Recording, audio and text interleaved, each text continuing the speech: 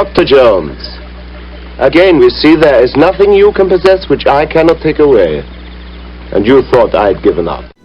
You have chosen wisely.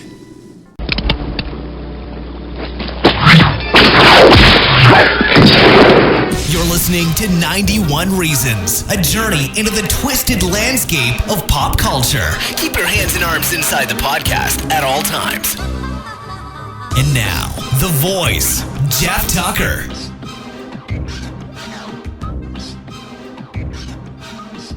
All right, here we are. We're live in the Cafe 80s. I am Jeff Tucker. I'm the voice of 91 Reasons.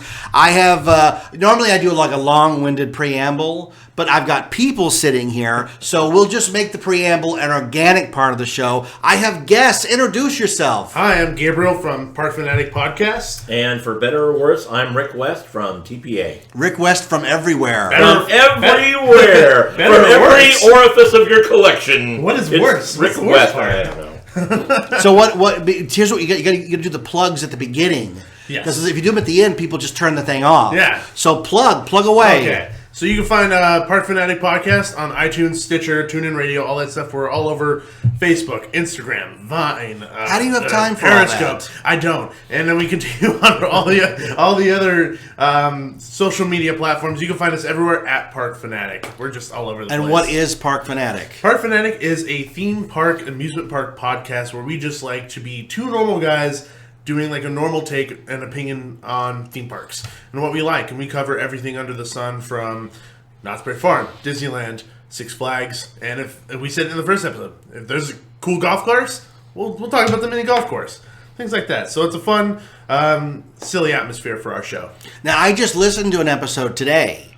Which one did you listen to? started yesterday and I finished it today. Yeah. And it was the 10 attractions you missed the most. Yes. And I was frankly shocked at number one. Did you listen to this? You're way behind. Oh my God, He showed me his list. I'm His like list in- is like 50 episodes. Yeah, I'm like in each thing. 2012 still. Yeah. Yeah, Too much to listen to. I know. He's like, did you know Daniel Craig was going to be in a movie called Skyfall? I just heard it on this podcast. What number one attraction was Knott's Berry Tales. Knott's Berry Tales. Yes. That's impressive. I would not have guessed that at all. I would have guessed at least something Disney related. Well, I mean, it's kind of a big genesis of dark rides, you know? It had a lot of impact on the community, and we thought that it definitely deserved the number one spot. That's amazing. Now, from Southern California, that really surprises you. Because that was considered, that's a Raleigh Crump attraction. Raleigh and Chris did that, and that is considered one of the greatest dark rides ever. Yeah. So, Well, yeah, you and I consider it, but most people are like, hey, what ride do you miss the most? I really miss that Rocket Rods over at... no, nobody misses Over at it. the- Nobody Nobody says misses that. it. Yeah. 3 hours in a Nobody line, and then misses it that. breaks down once you get to Country the Bear Jamboree, Sure. That was on the list. It was People like number 3 or Mover, 4. World Sure. of Tron, Speed Tunnel, House of Tomorrow. Yeah. It's a lot of attractions. House of 1985. I'm not discounting Berry Tales at all. I'm just saying that I was really surprised and happy that it was, because there were a lot of attractions. You know, obviously, I work 50 feet from where Berry Tales was, so I see the building every day. Sure. I watched it, the Genesis from Berry Tales to Kingdom of the Dinosaurs to Iron Reef, right? But like for me, I love Berry Tales. I love you mentioned Haunted Shack as well. Mm-hmm. Your co-host said they transported it to Calico, which is not true. Not true? Okay. No, I didn't want to be like, you're wrong on the show. I didn't know. They have one. They have one, but it's built not by the same people. Oh. So it's a lot like the one at Knott's. Almost identical, but it's not the one. The one from Knott's, you know why it's not there anymore? Because it fell apart. Oh. It was built in like 1942. And it was crooked to begin with. It was not meant to last. The fact that it made it to 2000 is amazing. Yeah. That's absolutely amazing. I actually have video somewhere. I took the last walk through the building with a camera before they tore it down. Wow. I was going to dig that up. I should put that on the web. That'd be well, awesome. And your CEO, Matt Wimet, laid this to rest at IAPA. We were just there a week and a half ago. And during Bob Rogers' Legends panel, Matt Wimet said, you know, we move forward. We have the eye on the horizon, and you know our Knott's fans, God bless them. They're almost fanatical. Some of them in what they miss and what they want. He goes, I get 6 letters a week saying, when are you going to bring back the Haunted Shack? He goes, I will tell you right now, folks, it ain't coming back. Stab in the heart. So Matt Ouimet a week and a half ago in Orlando laid that to rest. That's not happening. Well, I would agree with that because it's one of those things that people say they want, but if you were to give it to them, they'd go, well, this is not what I wanted. Sure. Yeah. You know what I mean? Because Sure. it had its time. It had its place. People lament the People Mover all the time, and I say to them, okay, well, when People Mover was here, how often did you go? So you can't ask me because I went. That's Well, sure. Right. I'm the wrong guy. Right. It was either the People Mover or the toilet. You just spend so much time sitting on either one of those. Right. But no. The People Mover guy would go, exiting, staying on. Yeah, you're staying all night. Just right. go. Exactly. Yeah. If they had a bar, I would have been set. I Right. Bar service all night, People Mover. Just in the People Mover martini. Yes, the Goodyear martini. Go Goodyear. But no, people would say, well, maybe once a year. Well, you're the problem. You're the reason that it's not there then. Well, so I think it lives on in people's memories. Sure. And they make it so big in their head. Sure. This whole podcast is a testament to the allure and attraction of yesterday and things out of reach, and what I call the sepia-toned allure of things that aren't here anymore. That's just the way it goes, And some things come back, and you go and you go, oh, that's great, fabulous. I bet if they brought back half the crap they took out of DCA, no, I'm good. Superstar Limo, I don't need it back. I'm sorry, I need. You want Muppets back? I do want Muppets back, but I want that Whoopi Goldberg show back. Oh, Golden Dreams. Golden Dreams. I wish Golden Dreams would come back. Showing all the important people of the past, and then they show Ice Cube because he's really super important. Didn't we talk about this? They showed Walter Knott.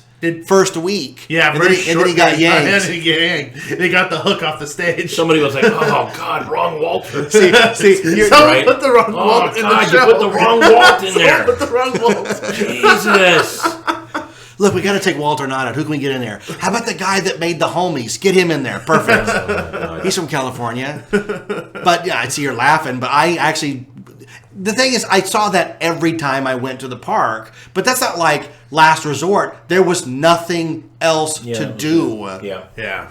And who'd have thought if you built a dark ride there, it would actually be worse than the Golden Dreams movie? Wait, Rick's shaking his head. Okay, go on record. Little Mermaid ride or Whoopi Goldberg movie? You know what? I'm going to have to say dark ride. No. Just by default, dark ride. I would default dark ride. Dark ride.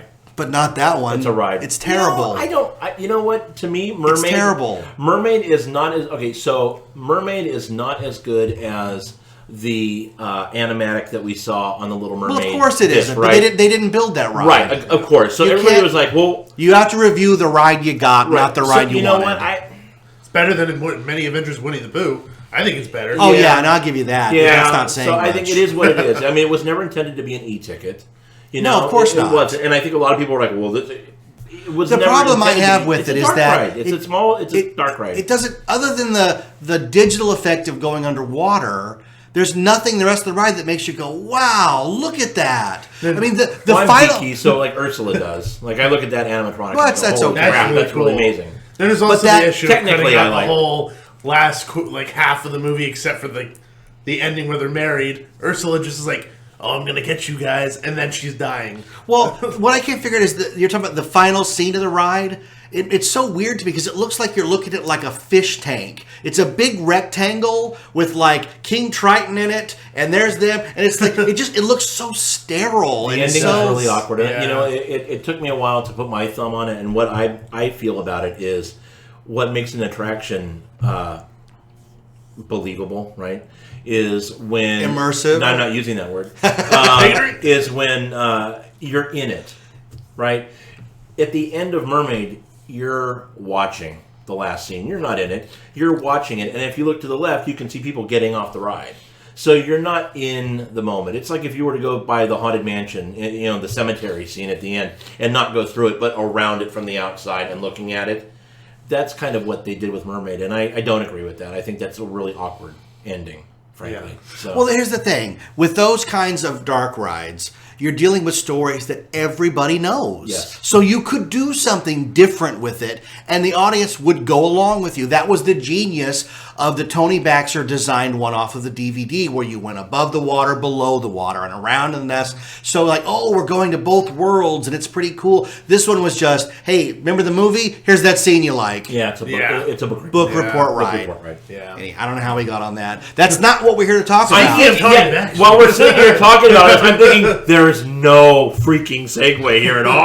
No, it doesn't Tony matter. Baxter God. segue into No. Indiana Jones. You guys approached me. We chose poorly. You approached me and said, we want to come do a show. And I said, sure, come do a show. And the subject matter you picked, which everybody knows because they've read the title of the episode, is the Indiana Jones saga. And that's what we're going to call it, right? Sure. Which is interesting because that's the most requested series of shows I've had starting when I started doing 91 Wow. Reasons. When are you going to do Indiana Jones? Have you done Indiana Jones yet? When are you going to get to Indiana Jones? And I always say the same thing because Indiana Jones is so important to me that it's difficult, like, oh, I got to carry an Indiana Jones episode for 90 minutes. Now, I could. I did Star Wars. I did Back to the Future. They were 90-minute marathons. And I could do that with Indiana Jones, but I keep putting it off. Putting it off and putting it off. And obviously, Crystal Skull doesn't help. But it doesn't detract from the first three. But I thought, oh, this is perfect. You guys come over. We'll have a back and forth. We'll talk about Indiana Jones and what it means. And it'll be great, right? Yeah. Now, you're wearing all your gear. Yeah, I've told Rick this story. I mean, I saw the movie when I was like 6. I don't think I was supposed to see it. I just saw it. It was on TV. You're talking about Raiders of the Lost Raiders Ark. of the Lost Ark. I saw Raiders when I was like 6 or 7. The tire screeched. I saw it on TV. Yeah. Both of you two And were like, suddenly my liver spots are exploding through my jacket here. I saw it on TV. I'm sure my parents God. didn't want me to see it. And I just... Rick's dying. He's God. to my left, hitting his head with his hand. For the record, how old are you? I'm 26. 26. Yeah. Well, what year were you born? Don't make me do the math. 1989. 89 you were born. So I was born the year that the third one came Right. out. What month were you born? August. August. So conceivably, you could have been taken to see Last Crusade, but that would have been it. You were not born for Raiders or Temple of Doom. No, I was not. But see, that speaks volumes because most people will not deal with movies that came out before they were born. They won't latch on to them. It's very unusual when somebody does, and that's a testament to how good the first 3 movies are. Yeah. So you saw it on TV. Rick, where did you see Raiders first? My grandfather took me to see it. It's a theater that doesn't exist anymore. I believe it's Bristol and Sunflower. It used to be right across from the South Coast Plaza. It was a 2-tiered theater, and we saw it there. And I remember walking out of the theater with my grandpa, and both of us were just like trying to pick our brains up off the floor because our heads had just like melted. It was so good. Well, here's the thing. You're not going to believe this. I saw Raiders of the Lost Ark at Alondra 6 in Norwalk, double feature with The Empire Strikes Back. Wow. That's super cool. That was Wow. right. Awesome. So we went to see Empire. Empire was still playing in 1981. It played over a year, like Star Wars did, and it was like, oh, we'll boost its attendance by throwing Raiders on with it. And I wasn't going to stay for Raiders because I'm like, I heard that's about the Bible. I'm not going to watch a movie about Noah's Ark. That's stupid. And then all of a sudden, the first 4 minutes, you can't look away. Sure. And you're just sucked in. And all the angst of Han Solo and Carbonite gets thrown out the window because there he is, bigger than life, Indiana Jones on the big screen. And the thing that we'll delve into Raiders in detail, but can you think of a better introduction to a character than how Indiana Jones is introduced in Raiders of the Lost Ark? Really, you know everything about him, and he never says a word. And that's good filmmaking. Oh, yeah. That's great. So here's the deal. Lucas wanted to remake the old serials, right?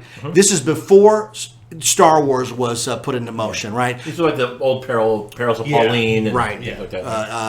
Alan Quartermain. Yeah. So he starts working on that, and nobody wants it. So he turns instead, he tries to buy Buck Rogers, and they won't sell him Buck Rogers. So he makes his own Buck Rogers, and calls it Star Wars, right? So after Star Wars is a huge, massive hit, Spielberg and Lucas retreat to Hawaii on vacation, and Spielberg's working on Close Encounters at the time. And he wants to do a James Bond movie. And Lucas says, I got something better. Indiana Smith. And he tells Spielberg all about it and talks about the Lost Ark being the MacGuffin in the movie. And Spielberg says, it sounds good. I want to change the guy's name to Jones because it sounds more like everyman. But let's work on this. So they start working out the details of it. And do you know what really the catalyst was for making Raiders of the Lost Ark? The absolute failure of 1941. Spielberg makes 1941 and 1979. It's a complete disaster. Makes no money at the box office. If you ever try to watch it, it's incomprehensible. It's way too long. It's slow. You have to really just focus to even make sense of it.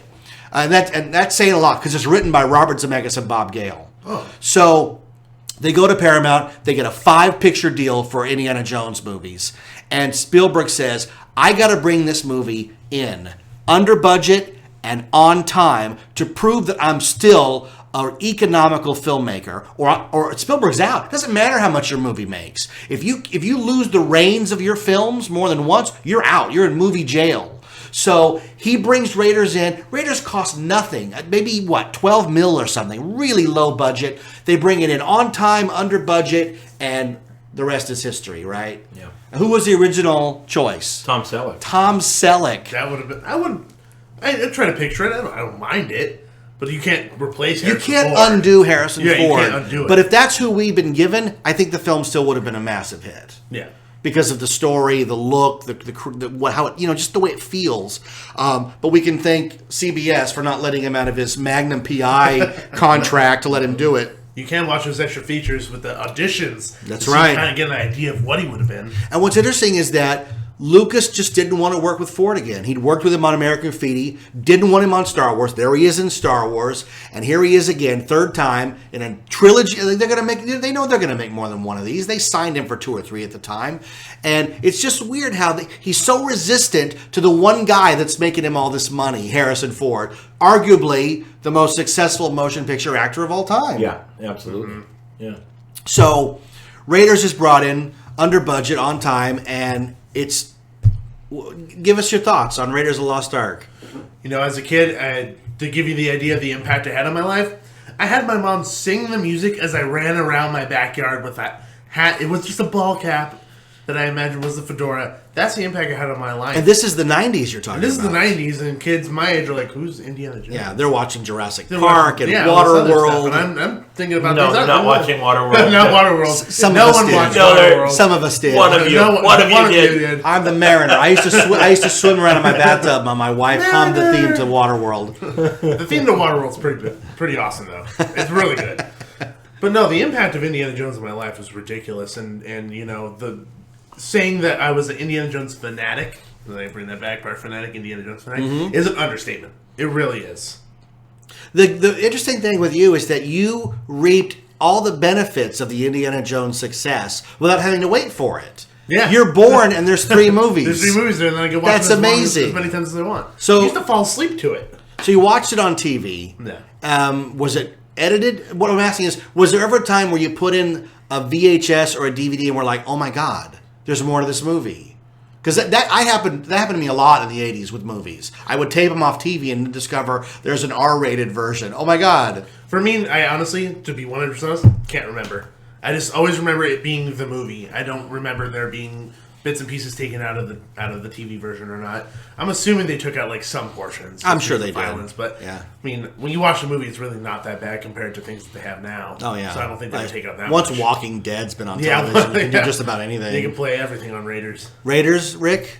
What's your thoughts? Life-changing, right? I mean, so just like Gabe, Jeff and I were born in 1970-ish, right? And so by DNA, we were both Star Wars kids and Indiana Jones kids. Yeah. And so it was almost kind of like you hit that Y in the road, right? Where some kids were the Star Wars kids, I was the Indiana Jones kid. I saw the movie, like I said, we saw it in Costa Mesa when it opened, and I walked out of that theater knowing that I wanted to be an archaeologist. I wanted to go look for treasure, fortune, and glory around the world, and all I knew was that I had just seen, like, as a kid, as much as you can comprehend that, is like I had just seen the movie that was just like the best thing I've ever seen in my life. And to this day, all these years later, it is still my favorite movie ever. And I'm a writer, as a writer, it's funny because movies come out today, and every movie, or just about anything, always like has to puff itself up to be something so much more than it really is. And Indiana Jones, if you look at the Raiders is just a great story. It's a popcorn movie, and it is what it is, and it doesn't pretend to be anything that it's not, and it's perfect the way it is. It's a flawless film. And what it does is that it speaks in so much shorthand. And that's why it's so good. Yeah. The introduction of Indiana Jones is done in shorthand, where, like I said, you know everything about this guy before he even talks. And then when he does talk, he's afraid of snakes. In the first 9-10 minutes of Raiders of the Lost Ark, you get he's an archaeologist. He goes into these tombs. He takes treasure out. He's got an adversary named Belloc who takes things away from him. Yeah. Oh, come on, no torso, right? Yeah. And he's afraid of snakes. Yeah. And it just sets the movie off on. And they stole everything from James Bond and then made it their own. Because like a James Bond movie, it opens on the end of the earlier adventure. We're going to see the tail end of. Because obviously Indy's been on the trail of the fertility idol for a year. Yep. So try to get it. And now he's found it. They've made their way in the jungle. It's right here. So we get to see him get it and then not get it. And then we get to go back into his life. He's a teacher. Brilliant. Marcus Brody. Perfect. And those are the scenes in Raiders that I think get glossed over because people are so into the action beats. And it does have, as far as I'm concerned, some of the finest action ever put on film. Ever. Yeah. But it's tempered by the downbeats where they come to the school and they have the book and they're like, do you know, what's his name? Ravenwood. Abner Ravenwood. He was in this Nazi intelligence. Ravenwood's no Nazi. Ravenwood's no Nazi. And who's the guy that is haranguing him? Do you know who that is? The guy in the hat. Yeah. It's Porkins. Oh, that's Porkins? It's Porkins from Star Wars. Top men. Funny. So, and Indy is listening to these guys, and he's schooling them. And he's got that big, stupid book that's got a lock on it. What was that, a Bible that he had with him? I got a picture of it right here. Well, of course he does. Bible. The thing that they're talking about, he's got a picture of it. He's got it bookmarked right here. Hold on. What is that? The power of God? It's the wrath of God. The wrath of God. And then we get the really great moments between him and Marcus, where Marcus is like, it's unlike anything you've ever gone after before, Indy. It's like, you better be serious about this, man. Yep. And Indy's like, I was protection. He's got a gun. Yeah. Like, wait, I don't think that's what he was talking about. And then it sets an emotion that great. I mean, who didn't want to just jump into the screen and join Indy's world, I'm hard-pressed to find another movie outside of maybe Back to the Future or Star Wars that has made me feel like I've wanted to be a part of that universe so much. Indiana Jones is one of those few movies that makes you want to be a part of the action. They did what good films are supposed to. They borrowed from the best. They borrowed from Casablanca. They borrowed from the best Indiana Jones movies. They borrowed from the best of the gritty desert movies. Even a little bit of Lawrence of Arabia, And look at the introduction of Marion. That's the drinking contest. Honestly, the introduction of Marion and then the introduction of their relationship is probably some of my favorite introduction to the characters and the relationships in any other movie possible. As soon as you see his shadow up on the wall, Indiana Jones, you know exactly how the relationship is, and then she socks him in the face. I've learned to hate her the last 10 years. And then you learn exactly who Marion is. How old was she when they dated? I know, that's 12, what I thought. 13? I was like, yeah, that's kind of weird. You knew what you were doing. It's hard for me to equate the filmmaker of George Lucas, and to some degree Steven Spielberg, who would later make some of the worst films I've ever seen. Crystal Skull, we're going to get into at some point. The prequels. And look at that scene. Everything's right there that you need to know. And it's all done so quick. He shows up. He's like, she's going to give it to me. And she smacks him. Yeah. And I'm here. It's off sitting with a crystal. It's a worthless piece of junk your father created. You collected. I just need it. And when he walks out, where is it? Around her neck. It's around her freaking neck. To her, it's the most important thing Abner ever got. And it's the one thing that Indy needs. That's what movies are about. Because when you, the audience, go, oh, there it is. And then she puts it on the candle, the candle holder, right? Yeah. And what's partner? What's with the here's the thing. I used to watch all of those entertainment shows back in the day because they would go, we're going behind the scenes on Raiders of the Lost Ark. So there's a whole sequence where you see the camera and the fight in the bar, and when you watch it, can you think of another fight that looks like that? And certainly none of them sound like that. No, Indiana Jones has his own library of sounds. Yes. Ben Burt got the best punch ever. A bunch of leather jackets with a bat, isn't it? Isn't that what it is? It's just... It's the best thing ever. When you hear that sound, you know that's Indy punching somebody. No one ever gets to use that but him. That noise. Yeah.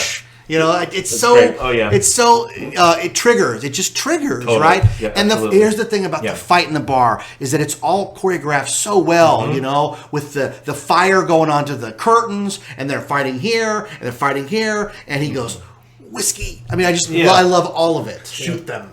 Shoot them both. And he's Tote. like, huh? Yeah. You know, This is never about a car. as always, the things that go hand in hand when we talk about movies are the toys. And because of the success of Star Wars, there was a really good Indiana Jones toy line for Raiders of the Lost Ark. The problem is that, for whatever reason, they didn't get them to market on time. And the distribution was so bad on these toys. It's hard because I was a Star Wars guy.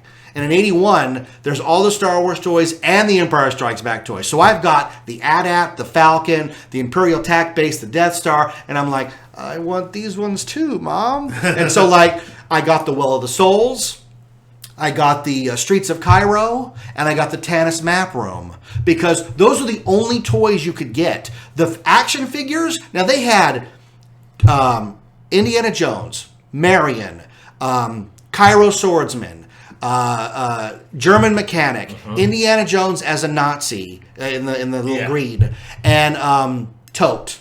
And guess what one they had at the store? Tote. Toys Did he come with the little nunchuck? No, but he does have the hair on his hand. He has the headpiece, the Staff of Ra on his hand. The thing with that is they had Tote figures at Toys R Us until around 1991.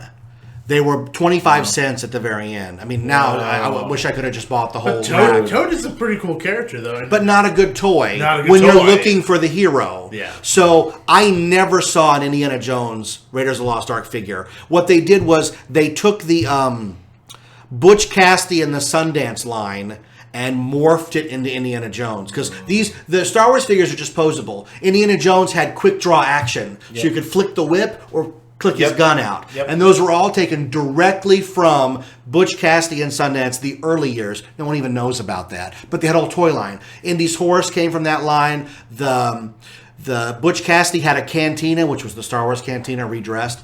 But the toys never made it. And to this day, the Marion Ravenwood figure is still one of the most elusive female action figures of all time. Wow. Even with the internet, it's still $100. Wow. A toy that came out at $1.95. Yeah. Came with a little monkey. But I loved all those toys. I mean, the Well of the Souls came with the Ark and the arches and snakes and torches and all that. Great toy line. When I grew up with it, there weren't any toys. I mean, I grew up in the 90s. There was no Indiana Jones toys that I could get a hold of. No, you were out of luck. Yeah, I was really out of luck. But when they reintroduced, when they were going to come out with the fourth one, they started re-releasing all these toys. You best bet I was at the toy store getting armfuls of things and putting them in boxes. So, Indy and Marion go on this grand adventure. It's a fantastic movie. We're not telling anybody anything they don't know.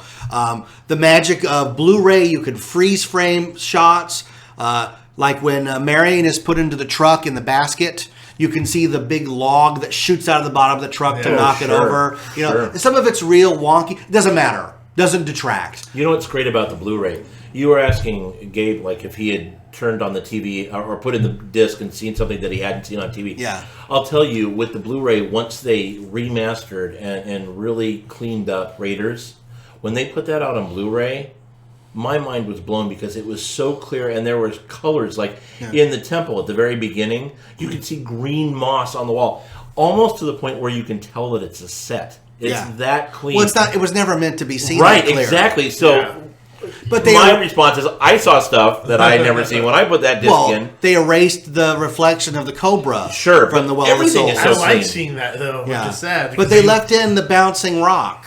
You've seen that, right? When he jumps out of the when they get out of the Well of the Souls, they push the rock out. Oh, you can see the shadow. It goes boing right out of frame.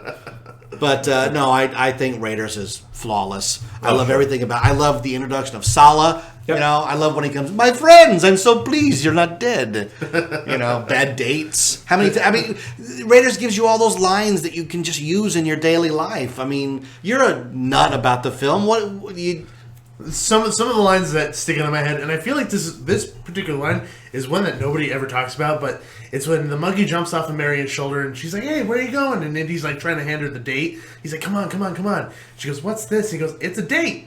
Yeah, eat him. Yeah, just the way he. It's a terrible line reading. It's a terrible line reading, but it's so funny. It's a date. You eat him. Yeah, eat him. Yeah. That line to me is just ridiculous. It's pretty bad, and it's funny good. What about the Cairo swordsman scene? Have you ever looked at the deleted scene where they had a whole fight arranged? Yeah, where and then the reason he was like 11 pages. Yeah, they were going to keep chopping somebody's meat and all this stuff. And Harrison Ford goes, "Look, I'm ill. Let's just shoot. I got a gun. Why wouldn't I just shoot him?" It's the most crowd-pleasing moment of the whole film. That's fantastic. I still just get pumped up whenever that scene happens. I mean, I was sitting down next to Nikki watching it, and she's laughing at me how excited I'm getting. She's like, how many times have you seen this movie? Here's I'm the like, thing, though. A million. It does what good drama is supposed to do. It's supposed to lead you down a path and then take a turn. And you think, oh, God, we just had a fight. He's... and he just goes, you can see it on his face. Hell with this. He's like, I'm tired. And he just shoots him. And nobody was expecting that. And that's why it's so good. But it's also why no one expects Indy's girlfriend to be drinking people under the table. So when she does it later, you think, Belloc's in trouble here. And guess what? It takes another turn. Go ahead. The desert's 3 weeks in every direction. Yep. You know, you Americans always dressing for the wrong occasions. And I love when he brings out that little nunchuck thing and it's just a hanger. Yeah, it's just a hanger. And it's her face. What's he going to do? Both of them were scared. Even Belloc was scared. This is my family label. Now he's great too. Paul, his name is Paul. Paul something.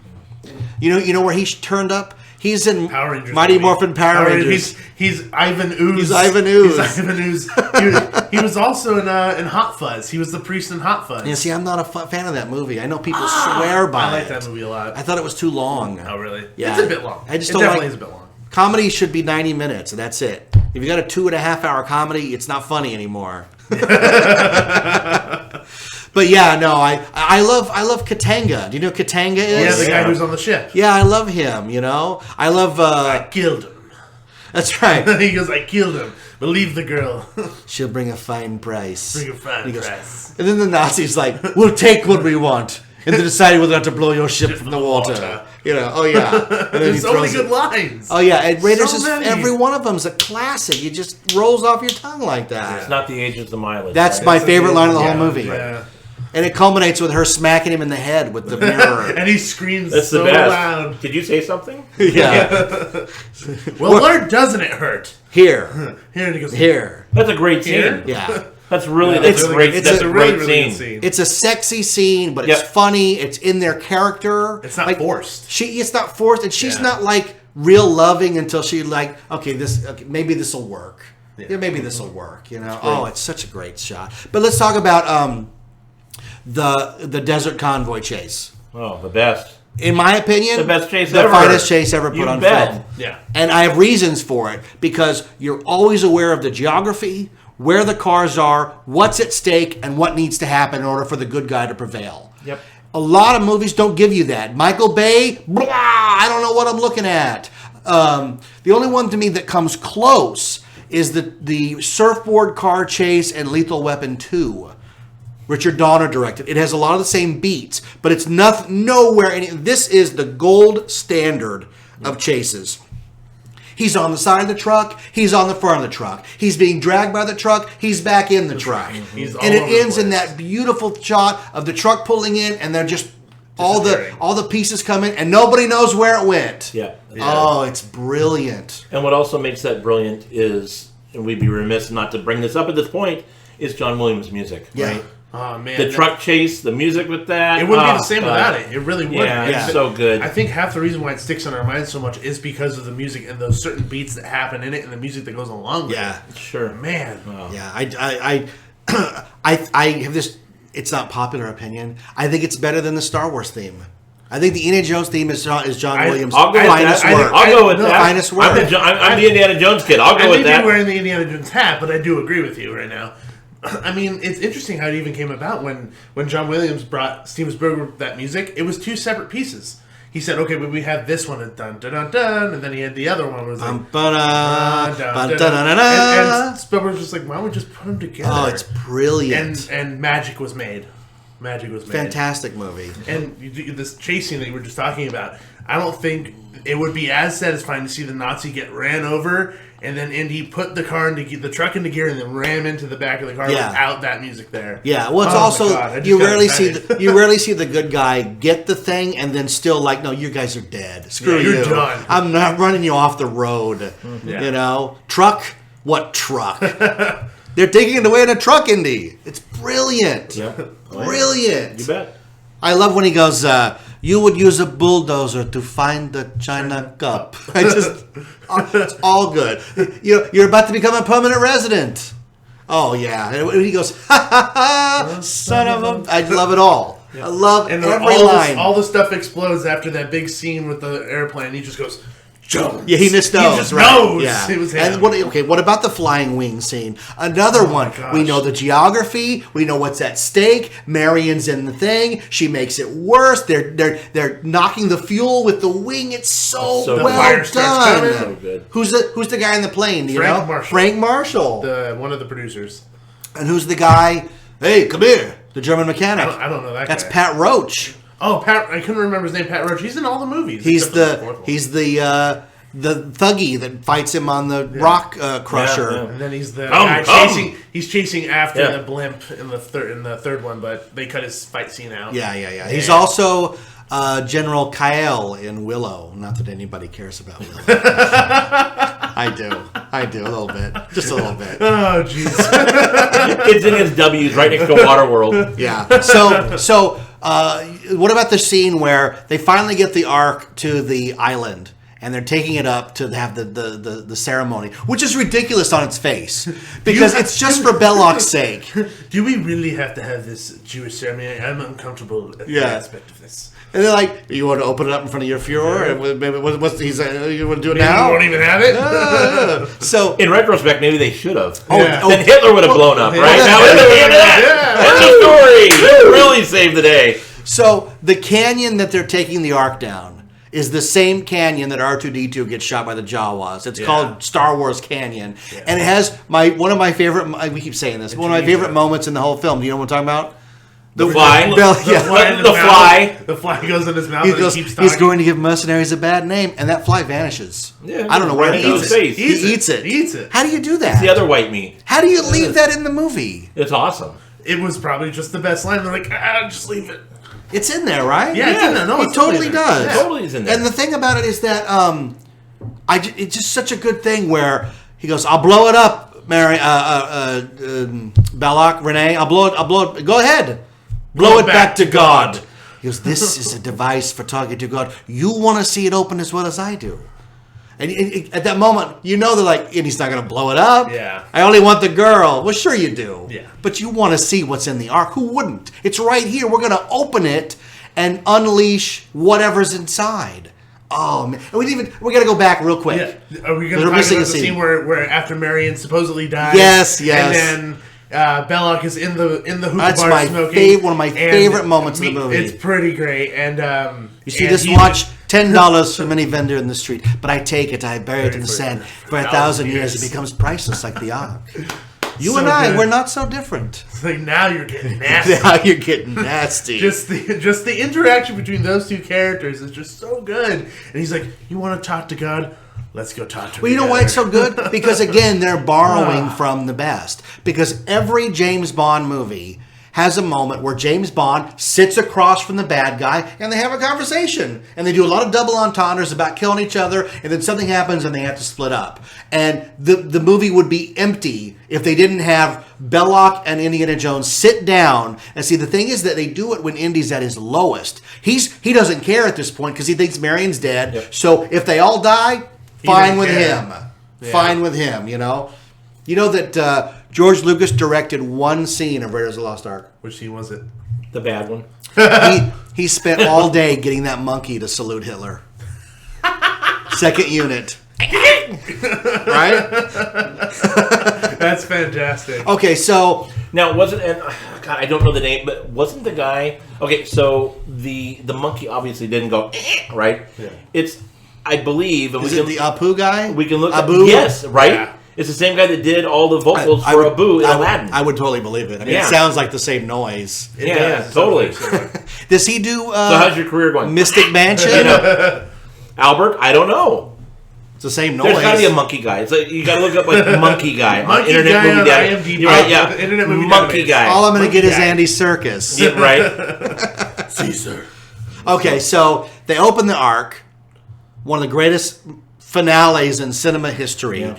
It's beautiful. Beautiful. The angels come out. They're gorgeous. You ever seen the filming of that? No, It's all underwater. It's underwater, but a lot of it also is they put one of the secretaries in like a full body harness and swung her around. And I think, I'm probably going to get this wrong, but I think one of them was also a Playboy Playmate. Really? But I might be confusing it with the ghost in Ghostbusters that's floating above Aykroyd. But like, they were like, it is the Ghostbuster one because I'm just reading that book where she's laying there and they're trying to get a body cast and they're trying to be gentlemen. And she goes, would you just go for it? And they're like, oh, here we go. Yeah. But the one in Raiders is just so beautiful and then so scary. Yeah, sure. And I just love the way the movie ends. Now, here's the thing I can't figure out. Maybe you guys can help me. How does Indy figure out not to look at it? I don't know. It's never mentioned in the movie. It's not part of the film. Maybe it's foreshadowed in that picture that's in this book. Where they're not looking at it while There you're are people killing turned- everybody. Yeah. There are people I mean, turned around. He seems to know the mythology of I that, just right? wish there was a quick moment of like, nobody looks into the eye of God. Yeah, well, I think know? that maybe that was implied by, I mean, he knew what was going on. Yeah. And, he had it bookmarked. He had to know, what was going on with it. So maybe it's just implied that he knows not to look. So know? then Tote melts, Yep. the greatest cinematic death of all time. Awesome. Yeah. And if you keep watching, do you see what happens to Belloc?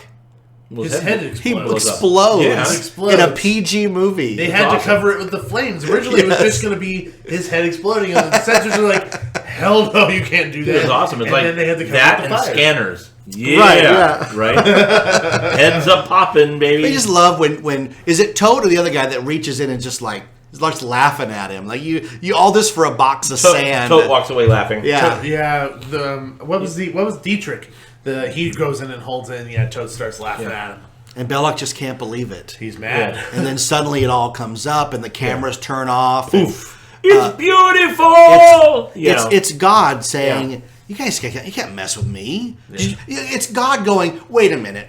Did you Nazis really think you were going to use this weapon of good against my people? Against the Jews? You're nuts. You're all dead. And guess what? There won't even be a trace of you because all the bodies get sucked up into heaven or wherever. Yeah. That's brilliant. Yep. Absolutely brilliant. I could watch that scene over and over again. best. As the light comes through and goes through Oh, it's everybody. beautiful. All goes practical. through the it goes through the camera, goes through the guy's eyeballs Yeah. and everything.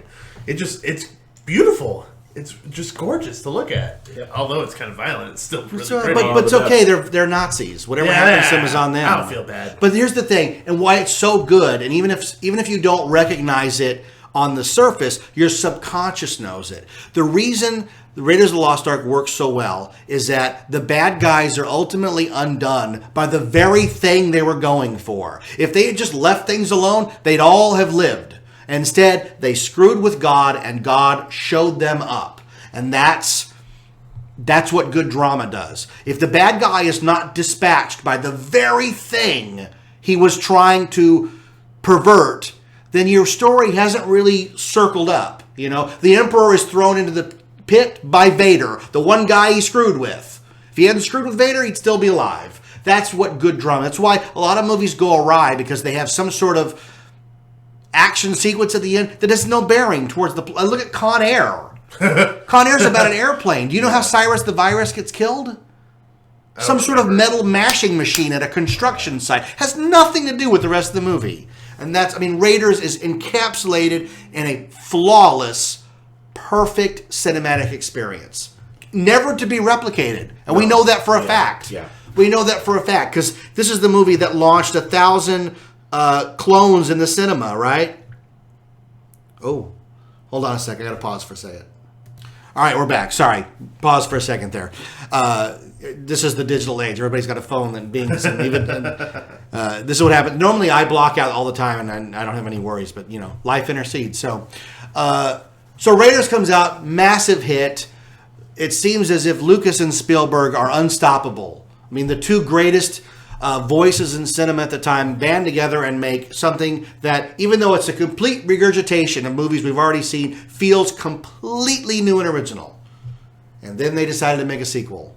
A prequel. A prequel. Yeah, it's technically a prequel, yeah. It's a prequel. So, 3 years go by, 1981, it turns into 1984. Summer release, Indiana Jones and the Temple of Doom. When did you see this one? This was when I was older. I think this is the one after I watched Raiders. My parents were like, you can't really watch this one until you're a little bit older, because it is quite a bit more violent than the Raiders and Last Crusade. So I think they held off till I was older, till I was 8 or 9. What were your thoughts? I at that time, I'm a kid. I'm not a critic, so I was like, "This is awesome! This is the best thing ever." So I loved it as a kid, but now when I watch it, it's not as good as the original, because it's such a departure. Yeah. But, on its own, it's still a good film, in my opinion. I just really don't like the development of the female, because it's so far away from Marion. Yeah. So but it's weird to far. think, this used to be the really bad one. Yeah. It used to be the really bad one. Now you look at it, you're like, It's not too bad. Yeah. Could be worse. Take Willie Scott out of it, it's a perfect movie. So Willie Scott's not short round is the deal breaker for you. I actually think... Yeah, Rick's over here trying to weigh it out. I hate Willie Scott. I can unequivocally say I hate Willie Scott. Now, I think there's an endearing nature to Short Round, not with Willie. The thing you're missing in this movie is that prior to the production of it, both Spielberg and Lucas go through divorce. Yep. So they're at the lowest point of their personal life. Spielberg's divorced from, what's her name? I can't think of her name. She was in a bunch of movies. Crossing Delancey, she was in. Amy Irving. I think she netted, I'm going to get it wrong, $200 million in the early 80s. Oh my God. She's set for life. Oh, forever. 10 lives, 30 lives. And Spielberg's marriage to Marcia deteriorated. So these two guys set out to make this movie. And the movie they make, the darkest kids movie of all time. Same thing with Empire Strikes Back. It's the darkest out of that series, too. Yeah, let's not make that comparison. Okay, let's not make that. Sorry. My bad. I strayed from the topic. Here's the problem.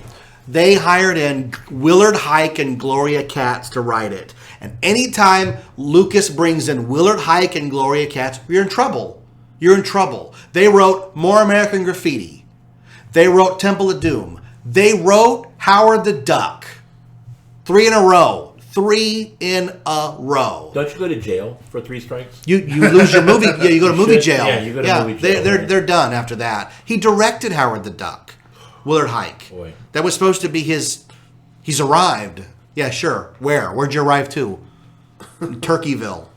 So, the two of them write this movie, and it's incredibly dark. Now, there had been a lot of scripts. If you read The Making of Indiana Jones, there were all these scripts floating around. Lucas wanted a haunted castle and a talking monkey, and a lot of the set pieces that are in Temple of Doom were cut out of Raiders. The rolling gong, the mine chase, all in the original version of Raiders. So, like any good writer like me, you just save it all in a folder, and I need something. There we go. Uh-huh. So they put this movie together, and the problem is that it's too damn dark. It's really, really dark. In the first 5 minutes, a guy gets a flaming skewer through his heart. They're signaling to you, hey, this ain't the movie that we made last time. Anything goes. Right? And Willie Scott's like way at the top. But look at what you're dealing with. A director who's been divorced, who's in love with the lead actress. That's a terrible idea. That never comes to anything good. Never. No. Very rarely.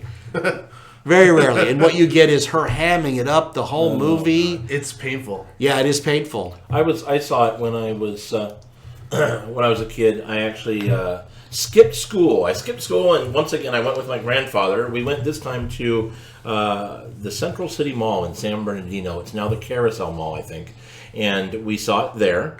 And I was still too young to really have my writer's druthers about me. But I knew, sitting in that theater watching, that there was something very different between this chick and Marion. Sure. And then there was also something that just didn't jive with this little shorty kid. And just, why does somebody like Indiana Jones suddenly need this kind of like little parrot on his shoulder? And it now you just step back and say, well, it's just complicated, really muddy, bad writing, you know? Yeah, it's just bad writing. It's just bad writing. Yeah. But as a kid, you don't know that. But I could still sit there going, this is something's different here. Something's different. Yeah. And I don't like her. I don't know why, but I don't like her. Well, I do know. She's annoying as hell.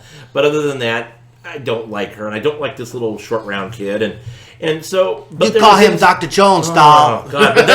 But there were things that I did like about it, right? I mean, we all love the minecart chase. Yeah. Like, oh my God, who doesn't love the minecart chase? That's great. And, you know, I like the beginning. I love the beginning. And, you know, I think the Club anything Obi-Wan goes, sequence right? is Oh great. my God, with the rolling gong and the... Again, geography, what's at stake. Yes. Good guy, So bad good. guy, it's all in there. Yeah. It's still Spielberg. Even though it's wrapped up in the rest of it, it's still Spielberg. Yeah, no, I did like that. The first moment you go, I don't know, is when Dan Aykroyd shows up at the airfield. Okay, so here, time for me, Mr. Indiana Jones boy here.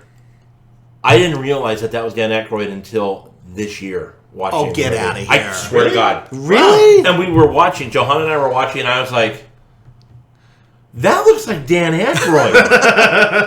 And it's one of those moments where everybody in my life goes, well, of course it's Dan Aykroyd. Like, I'm talking to my grandmother, and she's like, well, of course. Yeah, everybody's like, what are you, stupid? And it was like really one of those, what are you, stupid moments. I don't know where the hell I've been, but I had no idea. So it's funny, all these years later, there was still a big shocker for me. I was like, holy crap! You know, I can't believe it. And everybody in that scene is somebody. That. Yeah, if you look in the background, it's Steven Spielberg, Frank Marshall, everybody's and George there. Lucas. And it's just like, holy crap! After all these years, it's because I was so polarized by Indy.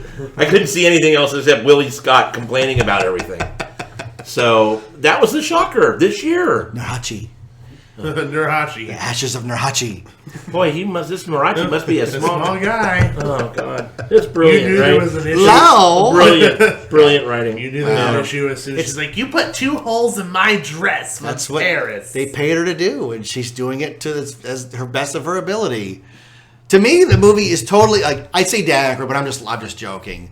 The first moment that you know the movie's, I mean, you've met Short Round. You don't know. Maybe he's going to get killed. I don't know. You've met Willie Scott, and you're like, well, he's got to dump her because he doesn't have her at the beginning of the other movie. And then half the people are like, what do you mean it takes place before? Like, oh, it's a prequel. What does that mean? This was made after. Okay, just shut up. No, the movie goes off the rails when they jump out of the plane in the inflatable boat. And wait, that's not possible? Not even close. No. Oh, It's the dumbest thing ever. You can't plummet in the inflatable raft 300 feet. You can't. And you can't listen. You can't. Oh God, that sequence is so bad. It's not even just the boat coming out of the plane. There's more to it than that, because what happens next? They drop onto the Swiss Alps or something, right? Well, yeah. And then they end up in India. They end up in India where everybody's dying of thirst. And you go, wait a minute, 10 minutes down the road, the mountain's full of snow and a river. You could just go down the river and everything. You wouldn't have any problems. Oh, no. We pray to Shiva that you will come save our village. Find Sibalinga. Yeah, and that's the other thing is they creepy old Indian dude. He doesn't want feed him the line. He doesn't want to do it. Indy doesn't want to do this quest. And they spend way too much time at this village. Like, we know he's going to do it. Otherwise, there's no movie. So it's like, there has to be a dead kid in his arms. Cue the emaciated kid. Yeah. I guess I'll do it now. Oh, great. Now you're ruining Indiana Jones, the character. Sankara. Just to be devil's advocate here, when you're saying that it's ridiculous of them jumping out of the plane on that raft, we just believe that the wrath of God just blew out of this container, killed all these people, and then made them disappear. Yeah, what are you saying? I'm just saying that. That's real wrath of God type stuff. This is stuff. Physics. This is an inflatable raft helping people escape a plane wreck. I'm just saying that it's a Dude, little, it's completely unbelievable, unlike the refrigerator scene. Yeah. Which is completely believable. We haven't got to that yet. Oh, yeah. But here's the thing. Are we ever really going to get to that? If you do the inflatable raft thing somewhat believable, then you're going to get me. But the rear screen is so bad on it. The little toy falling out of the sky. The whole sequence is botched from the beginning, from the get-go. All of it's terrible. Yeah. You know? Fuel, like he can't fly a plane, it's out of fuel. I would rather have seen him take it down and like shear the wings off and whatever. But that's it? That's his big plan? You know, even when they land in the water, when they're when the dialogue's even happening, going back and forth, you can tell that they're not even moving. That they're just splashing water. Oh yeah, into it's the terrible. raft. It's terrible. Yeah, even as a kid, I was like, they're not moving, are they? Temple of Doom has some of the worst effects of the whole series. You know, that's saying something. And on the flip side of that, though, it has some of the greatest music themes. Yeah. Oh yeah. Right? Well, they took the the Indiana Shrek Jones music. theme and gave it that. But I mean, you talk about like the thuggy temple, Yeah. the whole Torah, boom, Torah, boom, Torah, Sukada, boom, whatever, right? all the Rob stuff. This stuff's good, you know. Yeah, it's it's really really cool. it's gnarly with the big bass drums and the timpani drums, and it's John Williams did really great with the soundtrack. Really like the Trek music they have when they go off on the elephants. Sure, of course. Have you ever Really good read music. any of the novels of these? My mom's going to be really angry if she listens to this, but I asked her, can you please buy me these books? She goes, those don't count. You have to read real books. And I told her that recently, and she cried. That's So, funny. no, I never got a chance to read them. Because if you read the books, Short Round thinks that the elephant that he's on is the reincarnation of his dead brother from the beginning of the movie. What? Yeah. That's weird. I don't know why I still remember that after all these years, but I Wait, do. Tire Screech. Woo, what is it? Whatever his name is, his brother. Yeah. That's What? Wait, what? The- Wait, yeah, what? Indy, we've got on Mini Grid. Yeah. That's Short Round's brother. How do we know this? I don't know in the novel. That's just the dude That that doesn't wrote make the sense. novel made that up. We don't know that. Well, why? What? Indy just collects people? No, but they're in Asia. They are all Asians. Why does it have to be his brother? Listen, What? ask How Willard that Hike even and makes Gloria sense? Katz. I didn't write this garbage. What? That's I his just, brother. What did he say? I just had a What moment about where brother? everybody I know could have just gone, "What are you, stupid?" Again. So I'm glad that didn't happen. No, I'm like, sitting here with the whole brother thing. Yeah, going, no. wait, there's, what? There's no line of dialogue. Okay. yeah. I don't Where think did I just he miss doesn't. this? He doesn't go like Indy. Take care of my brother, Yeah. and then dies. It doesn't work that way. No, I don't. There's not. That's not in the Because movie. instead of... Buy him new blocks for his shoe. You know. So okay. So what's your take on the feast scene? Were there? I like shock how value. I like how goofy it is because Ooh, snake surprise. I like how goofy it is because it's so contrast to the rest of the movie being so dark. This is like one of the few really goofy moments that like super duper goofy moments, like in your face goofy, and I like how it's juxtaposed to so much darkness. It's a second. No, degree. you're right because you can tell they sat down and said, "Look, we've just had a kid die, so we've got to bring some mirth back into this movie." Yeah. So the way they do it is grotesque, over the Gross top, humor. just disgusting. Yeah, And I mean, it's kind of funny to see Willie be like, "Okay, finally, I got some soup." Oh wait, there's eyeballs in there. yeah, now. wah You wah. know? Yeah. It's I like it. It I is really kind like of I do think that scene, as forced as it is, and it's an odd forced scene. It goes on way too long. You're right. There is the little gem moment in that scene is when she says, "Give me your hat, I'm going to throw up in it." And that's kind of funny. There's Yeah. like the look on his face. Yeah. That 5 seconds. It does not a scene save. No, but it is. But even that's the little even nugget. a broken clock is right twice Sure. a day. There has to be something. That is the one little takeaway from that scene. I like it when she's like, "No, thank you. I had bugs for lunch." Yeah, I just like to You're not eating? me. I never studied that part of history, so they're making a lot of assumptions about the British occupation of India. I didn't study. I don't know. Sure. So like the little Maharaj is like, I was told that the Thuggy story, like, oh, I don't know. I guess he's giving me exposition, but you know what? I'm not listening because I hate him. I hate that character. I He's hate annoying. that kid. He's annoying as crap. I want to throat punch that kid right Yeah, now. see, we're all in agreement. I hate that kid. That's so specific. And Chatter Lao, like all the characters, I hate them all. Punch him in the head. There's too many characters to keep track of. Mola Ram is the only bad guy that I really seem to remember. The rest of them are just faceless, guys in suits. Oh, we're going to take care of this character. And it's like, again, it's like, okay, we get it. It's irritating because if you don't want Indiana Jones there, just shoot him. Just throw him out. But you're going to let him in, and now he's mucking up your, they dig for the diamonds to further our cause. And like the Thuggies are like going to take over the world. It's all very strange. It's weird to say, like you said, the bodies of the Nazis are going into the sky. And I'm about to say to this one, it's too mystical. And the interesting thing is, if you look at all the movies, I actually heard this today looking at the special features. I thought it was interesting. Each one of the, except for Temple of Doom, each movie has a champagne villain, is what they were calling him. Like Belloc, he's presentable, well-spoken. Yeah, Debonair. And then you have Dietrich and Tote, who are completely evil and menacing, and you're scared of them. You don't have that in Temple of Doom. I thought Tote was kind of hot, dude. You thought he was hot? I'm just going to say, he's pretty hot, dude. Just like in Temple of Doom, you don't have anybody who's like the debonair. Like even Chatter Lao, he's not debonair. He's just annoying. He's a punk. He's a punk. Again, well, they're borrowing from James Bond, and in this one they weren't. They were borrowing from Gunga Din. Yeah. And all those kind of movies. So they're going off what they were supposed to be doing, and that's why it seems so weird.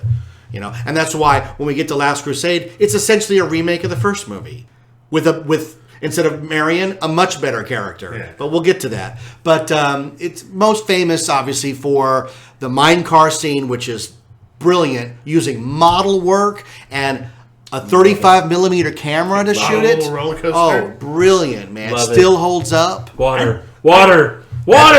That's one Yeah, thing great. that I didn't know about that I found out way afterwards was that all those little figures were all stop motion animated. Yeah, it's figures. all done by I didn't hand. know that till way later. Yeah, and when they're pulling shocked. short round between the two cars, Yeah. it's all just dolls. I was shocked. Yeah, it's great. It's believable. The shot at the end is pretty bad when the water comes out of the wall. You know what I'm talking about? Oh, yeah. But that's the way it looked. Yeah. And again, there's a lot of movies, and I have to explain this to a lot of the younger listeners.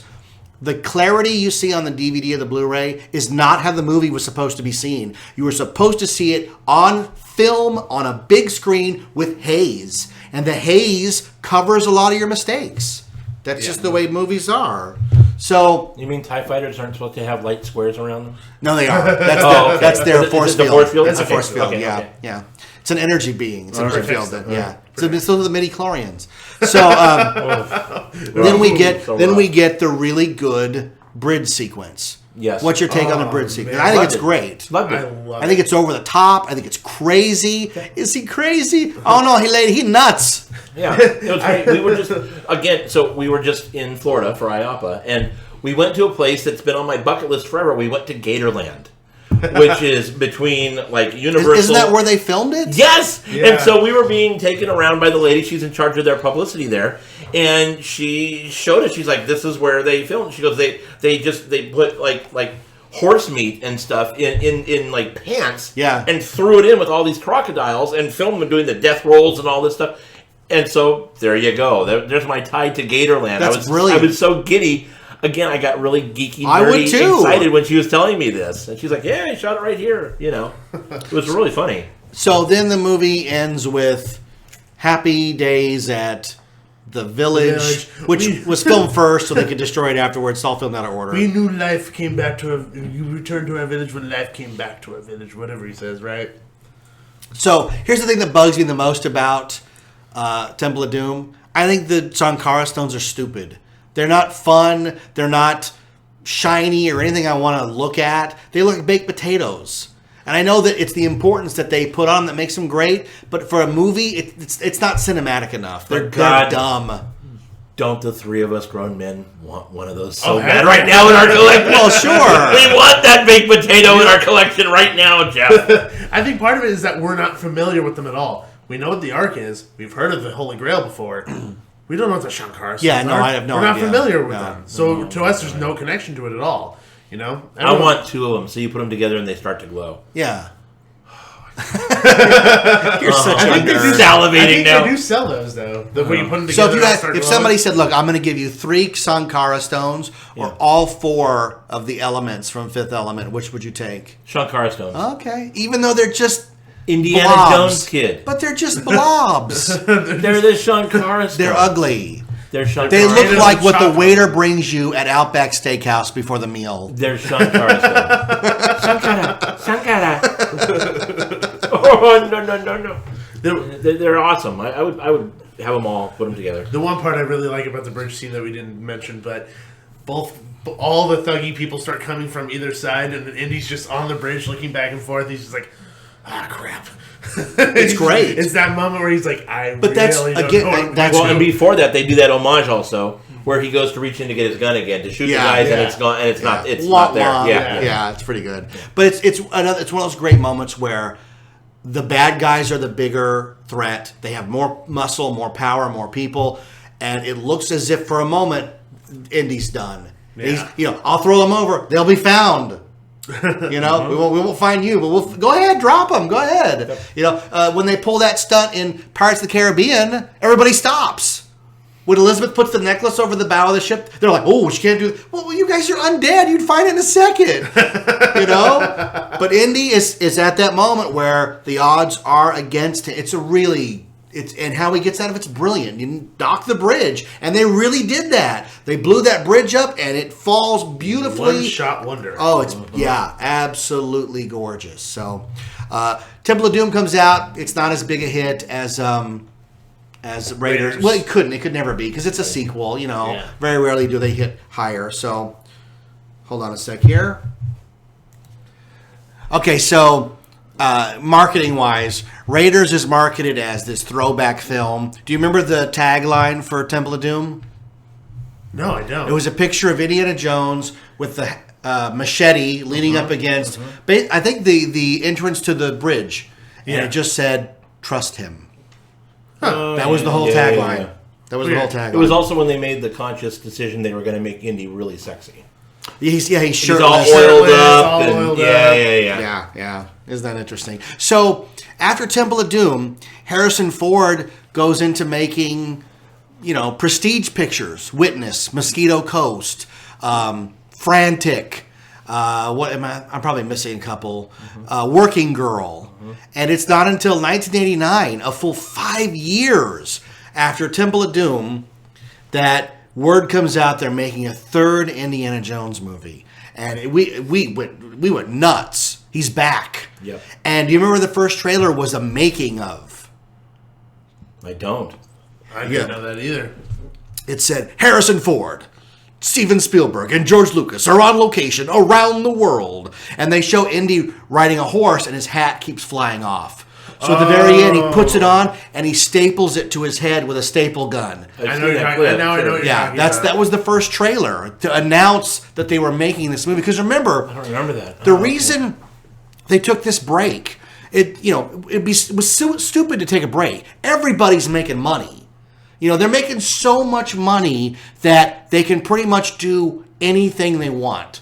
And when you look at the Indiana Jones movies, they're all on location. There's some work at Elstree Studios in England, but for the most part, they're in Tunisia, they're in Africa, they're everywhere. So who wants to They're at Gatorland. They're at Gatorland. Well, somebody's at Gatorland. Someone wants to go to Gatorland. Some fourth unit guy is like, "Ooh, you work for Indiana Jones?" Having a great time. Yeah, they sent me to Florida. They sent me to Gatorland.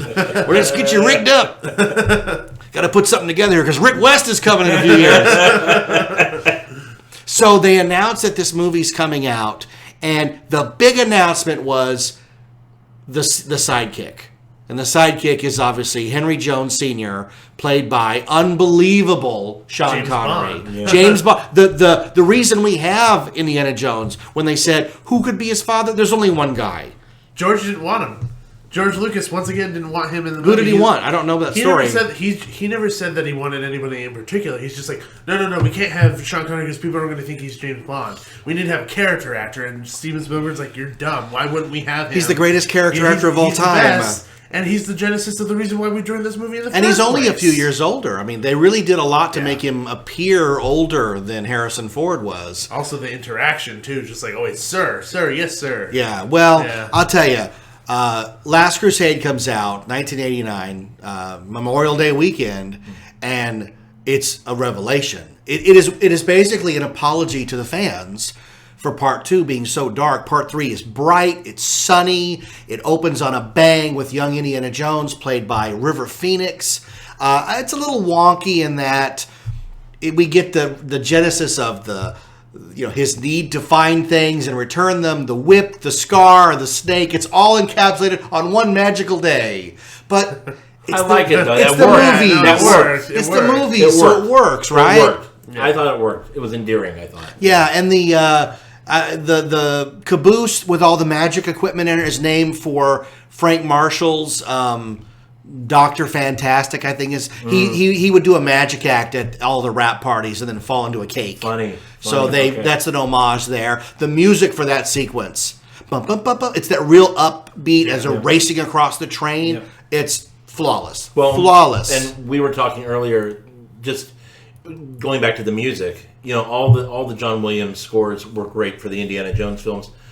Of all the Indiana Jones scores, that's my favorite. Last Crusade, I think, is the most mature.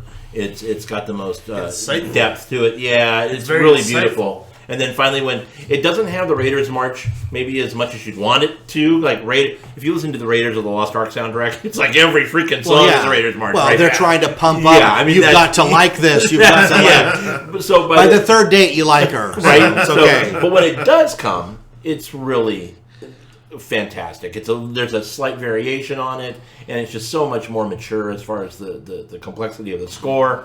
And so I love the soundtrack for Last Crusade. It's fantastic. Great, Yeah. So, when did you finally see Last Crusade? Because I'm jealous. Because you're the age you are, you could Indiana Jones. Yeah, I watched them in one afternoon. Rick and I waited 8 years to see all three of them. I saw Last Crusade actually before I saw Temple of Doom because of the violence thing. So I saw it pretty soon after seeing Raiders, so not that far off.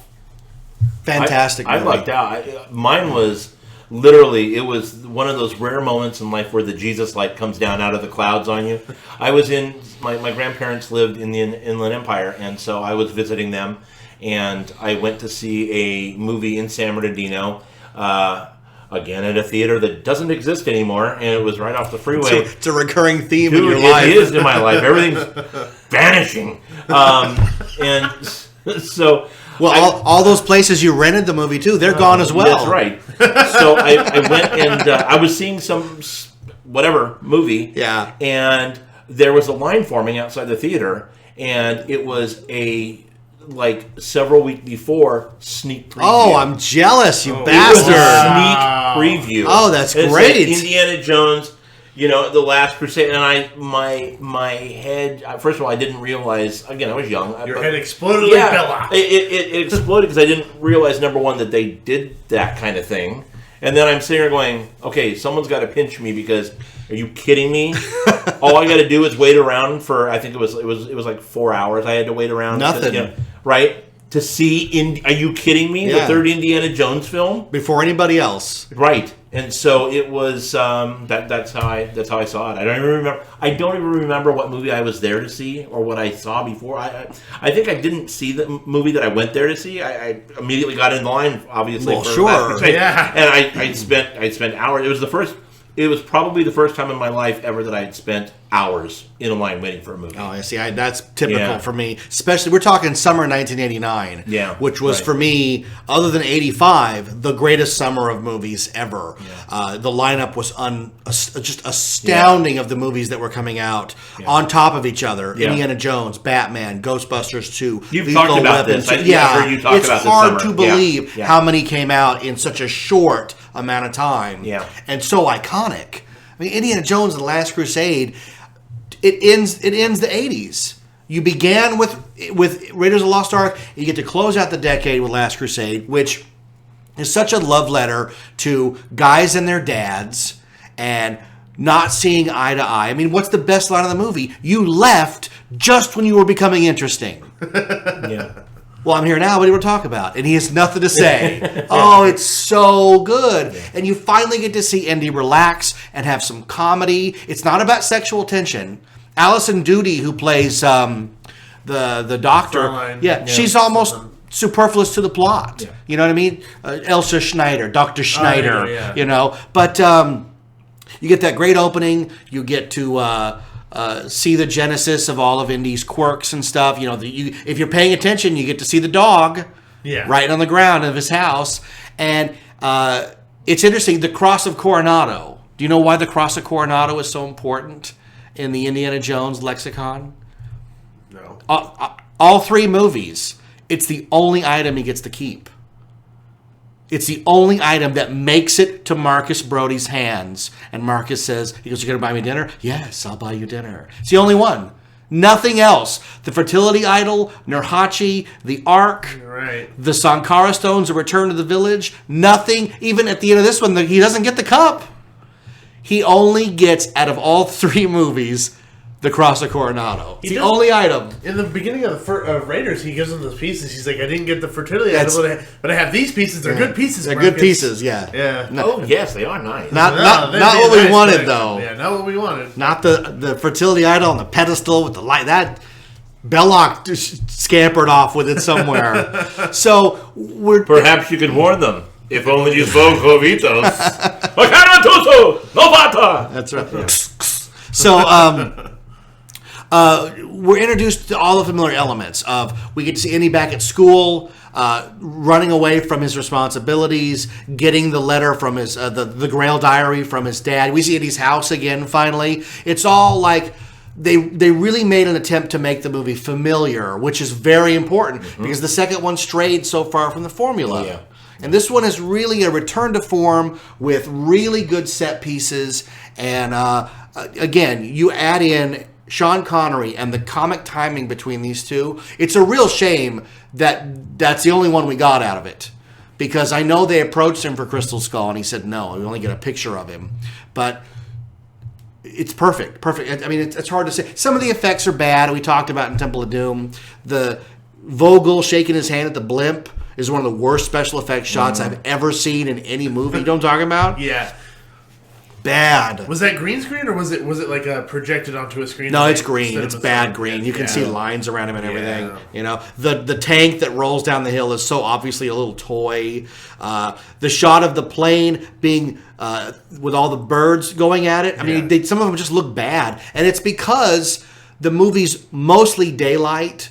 So it's hard to hide all of those shots. I get what the problem is. It was their attempt to literally brighten the movie. The movie has to be brighter.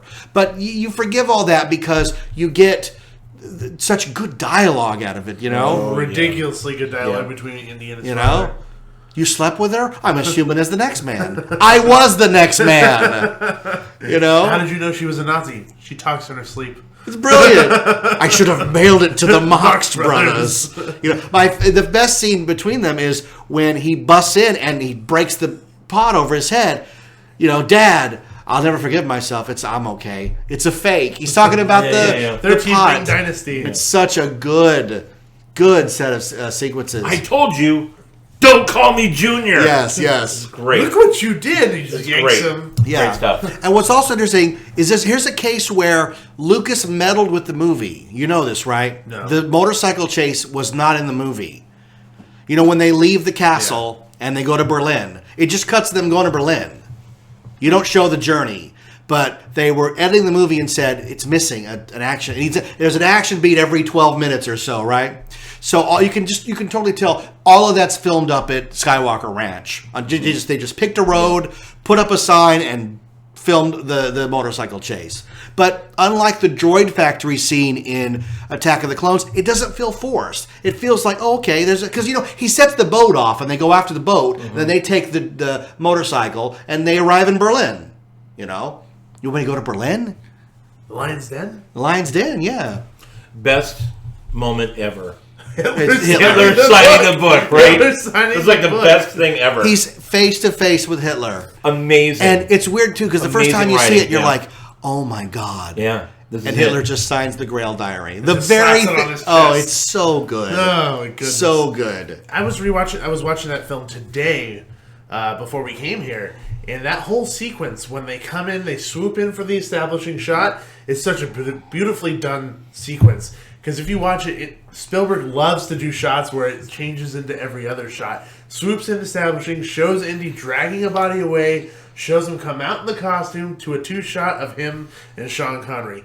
Beautiful. Absolutely beautiful story. It's economy. You just tell the story as quickly as you can instead of going, well, we're going to go down there. We're going to beat up some guy and take his... You just show it. Yeah. It's a movie. You just show it and get to it and make it plausible. I mean, it's silly in the first film when he hits that guy and the hat flies up, but it's okay. Yeah, it's cool. It works. It's Indiana Jones, right? Yeah, it's a comic book. Okay, so thoughts on, in general, Last Crusade?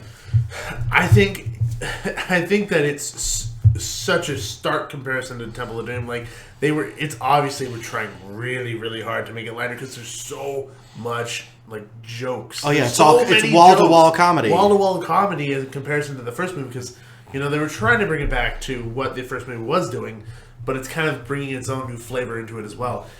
I almost, in a way, prefer it more than Raiders. Although Raiders was the reason why I fell in love with the whole series in general. I think I just really love the storytelling of a father and a son and the development of that story. I think I like that a little bit more than the love story between Marion and Indy. Oh yeah, no, I totally get that. For me, it's a different kind of thing where I simply say, when I watched Raiders, I pretended to be Indiana Jones and ran around the schoolyard. By the time Last Crusade came out, I was 18. So I was watching it at a different point in my life, and him and his dad made up, and they literally ride off into the sunset. You call him Indiana. Oh my gosh! It's perfect. I mean, and if they'd never made another movie, they would have tied it up in a little bow, nice and neat, gone, perfect, absolutely perfect. It has, to me, you talk about the "you eat 'em" line. Yeah. Last Crusade has the worst line reading in a movie ever. Ever. Which one? It's Donovan when he goes, these pages, these map, we must have these pages back. Yeah, it's horrible. It is really bad. When I saw it in the theater, I was like, who let that go? Yeah. That guy can't act. And you know who that is, right? That's the guy from Star Wars. He was one of the generals, wasn't he? He's General Veers. Yeah. He's on Game of Thrones. Yeah. And he's a good actor, Julian Glover, but for whatever reason, oh God, is that bad? Isn't he the actor that didn't know how to do an American accent and he just lied? And he's like, yeah, I think so, yeah. Accent. Do you think that has something to do with it? Oh, it's got to be, Yeah. because it's terrible. It's a really bad line But reading. you know what? He's bad in every scene in the movies that he's in, Indy's looking at the thing and he goes, we thought that as well. Everything's just, he looks like he should be guiding a tour at the museum, not in a movie. He's terrible. Yeah. Donovan, whoa, he's terrible. The Canyon, the Crescent Moon. I love the return of Sala. I mean, that makes it, and Marcus. Although I don't like that they made Marcus an idiot. Yeah, let's talk about that, right? Because Marcus Brody's not an idiot. So what happened in 2 of Spielberg's movies? There is this cataclysmic shift in writing. You'll know what I'm talking about. If you watch Jaws 2, at the beginning of the movie, Marcus Brody, who is like Chief Brody. It's all these Brodies. Come on, bro. It's Brodies. So Chief Brody, he's the hero, right? He's blown up the shark. He's saved Amity. Everybody should be in love with this guy forever, right? Jaws 2 starts, his marriage is on the rocks. His wife's treating him like he's nuts. Everybody in town treats him like he's the crazy uncle. That's where you get drama. It's like you're describing Ghostbusters 2 as well. It's like wait. Chief Brody was like the man, and now everybody's treating him like this weird leper, you know? You understand that's the plot of Force Awakens, right? You've seen the commercials where Rey says to Han Solo, are the legends true? They're all true. Legends? It was 20 years ago. Right. It wasn't like 100,000 years ago. That'd be like me going, Rick, was Kennedy really shot? We don't know. There's no records of the day. Give me a break. So you have that, right? You have that weird shift where Marcus, who was, running this museum, obviously not a dumb guy. No, not a dummy at all. No, he can't. He can't find Marcus his way knows out of a bag, right? He knows a dozen language. He'll disappear. Right. You'll never find him. And then cut to. Does anyone speak English? Yeah, it's like the fish make love in it. That's my favorite line. It was just makes me laugh. To me that was jarring. That and it always is when you watch it. It is. You're like, whoa, what the hell are you thinking? Because you took this character that was great and you really just deconstructed everything that we've known about him. You made him a dope. You bet. Even though he wasn't in Temple of Doom, in the back of your mind, he's still out there in the universe, and he's still Marcus. Yeah. And so to see him then devolved, and we knew. But they do that though. I mean, look at Janine in Ghostbusters versus Ghostbusters 2 after the cartoon has come out, and Janine's supposed to be this wacky. In the first film, she's a book nerd who's in love with Egon. So they do that, and you like look at Marty McFly. There's no mention in the first film of chicken, but you have to do that in order to have some sort of arc, I guess. I don't know. Dumb. I don't know why they did it to Marcus. I think the movie could have existed with Marcus being smart. He doesn't have to be an idiot. I think, unfortunately, if you have to step back and look at the whole thing, I would say that Marcus is the weak link. As far as a character, I think he totally is. He's the weak link in Last Crusade. Because everything is so he's beautiful. out of place. Even though everything is generally funny, it's more humorous in Last Crusade than anything else. Well, it's not even funny. It's embarrassing. Henry, the pen is mightier than the sword. You're like, right? What movie did I walk into? Exactly. Yeah. So that's always been a huge head scratcher for me. Yeah. Yeah, me too. And also and sad. Really, because that was a great character, and he's the only voice of reason in Raiders. Yeah, it's like nothing you've gone up against, Indy. Yeah, they did completely. And now he's like, blew that character. Yeah, no. Does anybody? What'd you say? Does anybody speak English? Does anyone speak English? Well, there's certain with any luck, loving it. He's got the Grail already. And if they had cut to Marcus with the Grail going, "Time to go home," I would have went, "Wow, this movie's crazy." But they're not. Marcus got lost in his own museum one time. Yeah, sure he did. So stupid. And they loved him so much they made a statue of him in Crystal Skull. Yeah. So, anyways, the movie's great in other ways. They take the femme fatale and turn her on its ear by making her a Nazi. And we have some good Nazi villains in it. It has great set pieces. Mm-hmm. It has what you really... the scene... how many times have you seen No Ticket used in real life and in a movie? So great. He beats that Nazi and then everybody's waving their ticket. It's so great. It's brilliant. Every little things in there, like the guy in the library stamping. Yeah. Oh yeah. He's hitting the stone. He's just and they pick the stamp and he keeps looking at the stamp. He puts that's it great. up on the book and just stares at it. It's just stupid, but that's great because that's funny. That's funny storytelling. It's really, I love the callback to Raiders of the Lost Ark when they're down in the cabin. Oh yeah. She goes, "What is that?" And he goes, "Oh, it's the Ark of the Covenant." She goes, "How do you know?" He's like, "I just pretty sure. Best line of the movie. Pretty sure. Yeah, it's just a throwaway too. Yeah. Or when he goes, "It's rats." Oh, Dad hates rats. He wouldn't be able to get down here. Yeah, there's a lot. There's so much to love in the movie, and so much that you can tell they're out of ideas. And where do you go? They've done snakes. They've done bugs. They got to do rats. There's stuff. The thing that really gets me is how they use the character of Henry Jones to constantly show up Indiana Jones. The plane circling back to kill them on the beach. And Henry Jones uses his umbrella. I remembered my Charlemagne, and all the birds go up. And there's that great moment where He walks past camera. Harrison Ford turns and sees his dad in a complete new light. It's a turning point for us, the audience, too. This guy's not just a little bumbling fool. This is the guy who raised Indiana friggin' Jones. So we better respect... And plus, it's Sean Connery. Yeah. Nobody could have played it. They could have put anybody else in that part, and it would not have had the same resonance as having the weight of not only Sean Connery, but James Bond in the film. I just don't know what you would have done with another actor. Yeah. You know, and I'm sure I'm sure they read other actors. You know, who was a popular? Walter Matthau. I'm Indiana Jones' dad. I mean, who would? I don't know, right? No. I don't know. You guys look great. beat. No, it was great. No, I'm thinking about this. I'm deep in thought right now. I'm thinking about the night sequence at the end. I'm already like way past it. I don't know. Okay, so then we get the sequence in the castle where they set it on fire. It's great. The one time that we see Indiana Jones be a goofball is when he's trying to be a Scottish lord. Oh, it's so ridiculous. They change Yes. up the Tapestries. Tapestries. I've gone and caught a sniffle. How dare he? It's funny. Smacks him in the face. Yeah. Nazis, I hate these guys. And that's all reminiscent of the original Haunted Castle Yeah. script that got jettisoned, or the... originally it was written by Chris Columbus, the guy who wrote Gremlins and Goonies and Adventures of Babysitting and directed Home Alone and Harry Potter. He turned in a script, Indiana Jones and the Temple of the Monkey God, it was really bad. The Talking Monkey was the main star of it. That was the MacGuffin. It was a monkey everybody was trying to get. I'm not kidding. That sounds it's ridiculous. terrible. Yeah. They threw away more Indiana Jones scripts than you could have. Everybody took a turn. That sounds just as bad as Aliens. Yeah. Frank Darabont, had a highly publicized fight with Lucas over the script he wrote.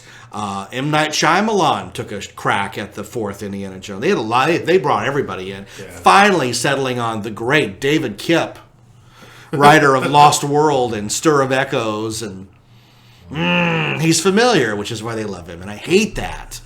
Go with somebody new, somebody with some new ideas. Anyways, so they finally get the Grail. It's a fantastic sequence. The trials, the tribulations. Love that, right? It's all really. It's good because The Leap of Faith. The Leap of Faith. Yeah. It's so good, right? Wonderful matte painting. Oh, it's beautiful. So Yeah. great. So great. really well.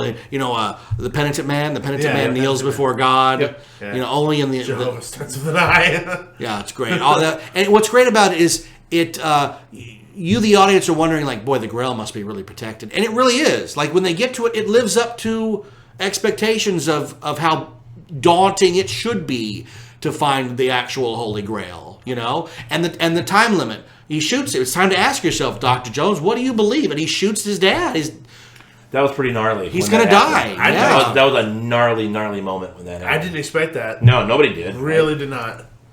It's great, though. Yeah. Because the clock is ticking. Yep. And the whole time they're in there getting the Grail, you're like, he's got to go. Because by that time, we love Henry Jones. Yeah. And what I think worked so well about that, it all hits us on the head like a brick because the movie has been, like we've been saying, so light and humorous, right? Well, Even now, though there's Nazis and there are people there's blowing up, danger. right? But all of that comes to just a screeching halt when the guy just turns the gun and just pops his dad. Yeah. And you just sit there in the theater going, what? What just happened? But from a writer's point of view, it's what has to happen. It's brilliant. Because Henry Jones great. is the Grail expert. So he should be the one going in and going through to find it. It should be him. So shooting him takes him out of the equation and sets the clock running. Yep. And the payoff to him holding the Grail, his life pursuit is the cup of Christ. He's holding it. It saves him. Yeah, It saves He him. drinks it. It saves him. The one thing he searched his whole life. And then you realize at the end, as you get older, that the whole movie's not even about the Grail. It's about the father. It's about the father reconnecting with his son. You left just when you were becoming interesting. And in the end, you can tell, like, these guys are good friends now. All the differences have melted away. The penance has been paid, and now they can start on. And again, it just ends perfectly on a if you read it, a real sunset. That's real. It's not a matte painting or anything. And even in the dialogue when they're outside and the movie's about to end, he goes, "What did you get out of this?" He goes, "Enlightenment, Illumination." Yeah, because he asked for it in the beginning of the movie, but this is in a different light. He actually has illumination with his relationship with his son. Well, he's the one that tells Henry. Henry's the one that tells Indiana, "Let it go." Yeah, and it's the first time he calls him Indiana Jones in the movie. Indiana, let it go. Yeah, and that's when he's like, "My dad gets me. I don't need that.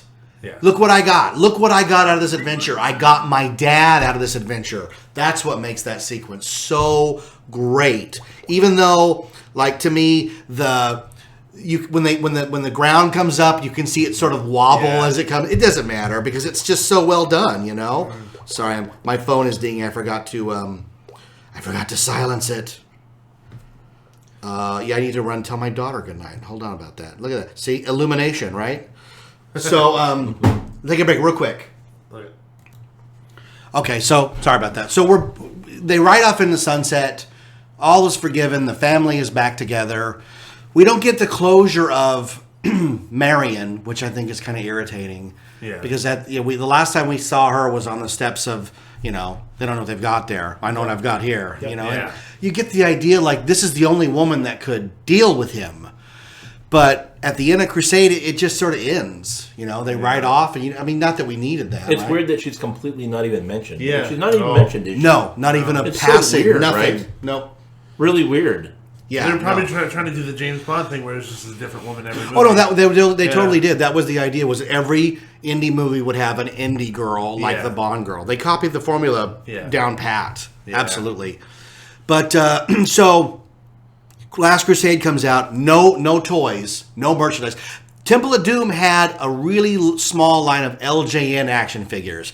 They did Indy, Mola Ram, Thuggy Guard, and that's it.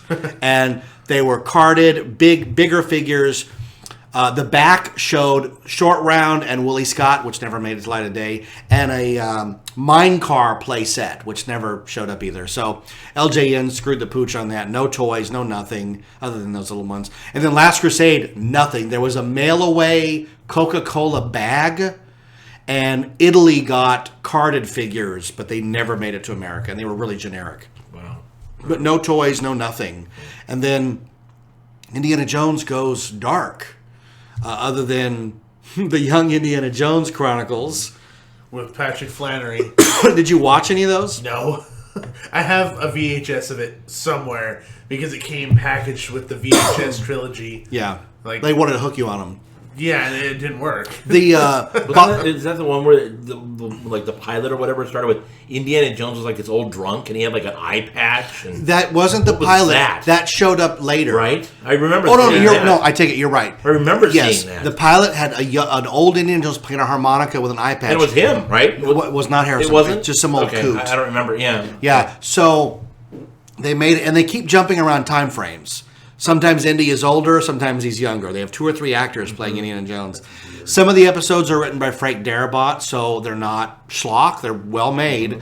I have not ever watched them. I almost bought the box set at one time, but it never dips below like $60, and I won't pay that for an unknown quantity.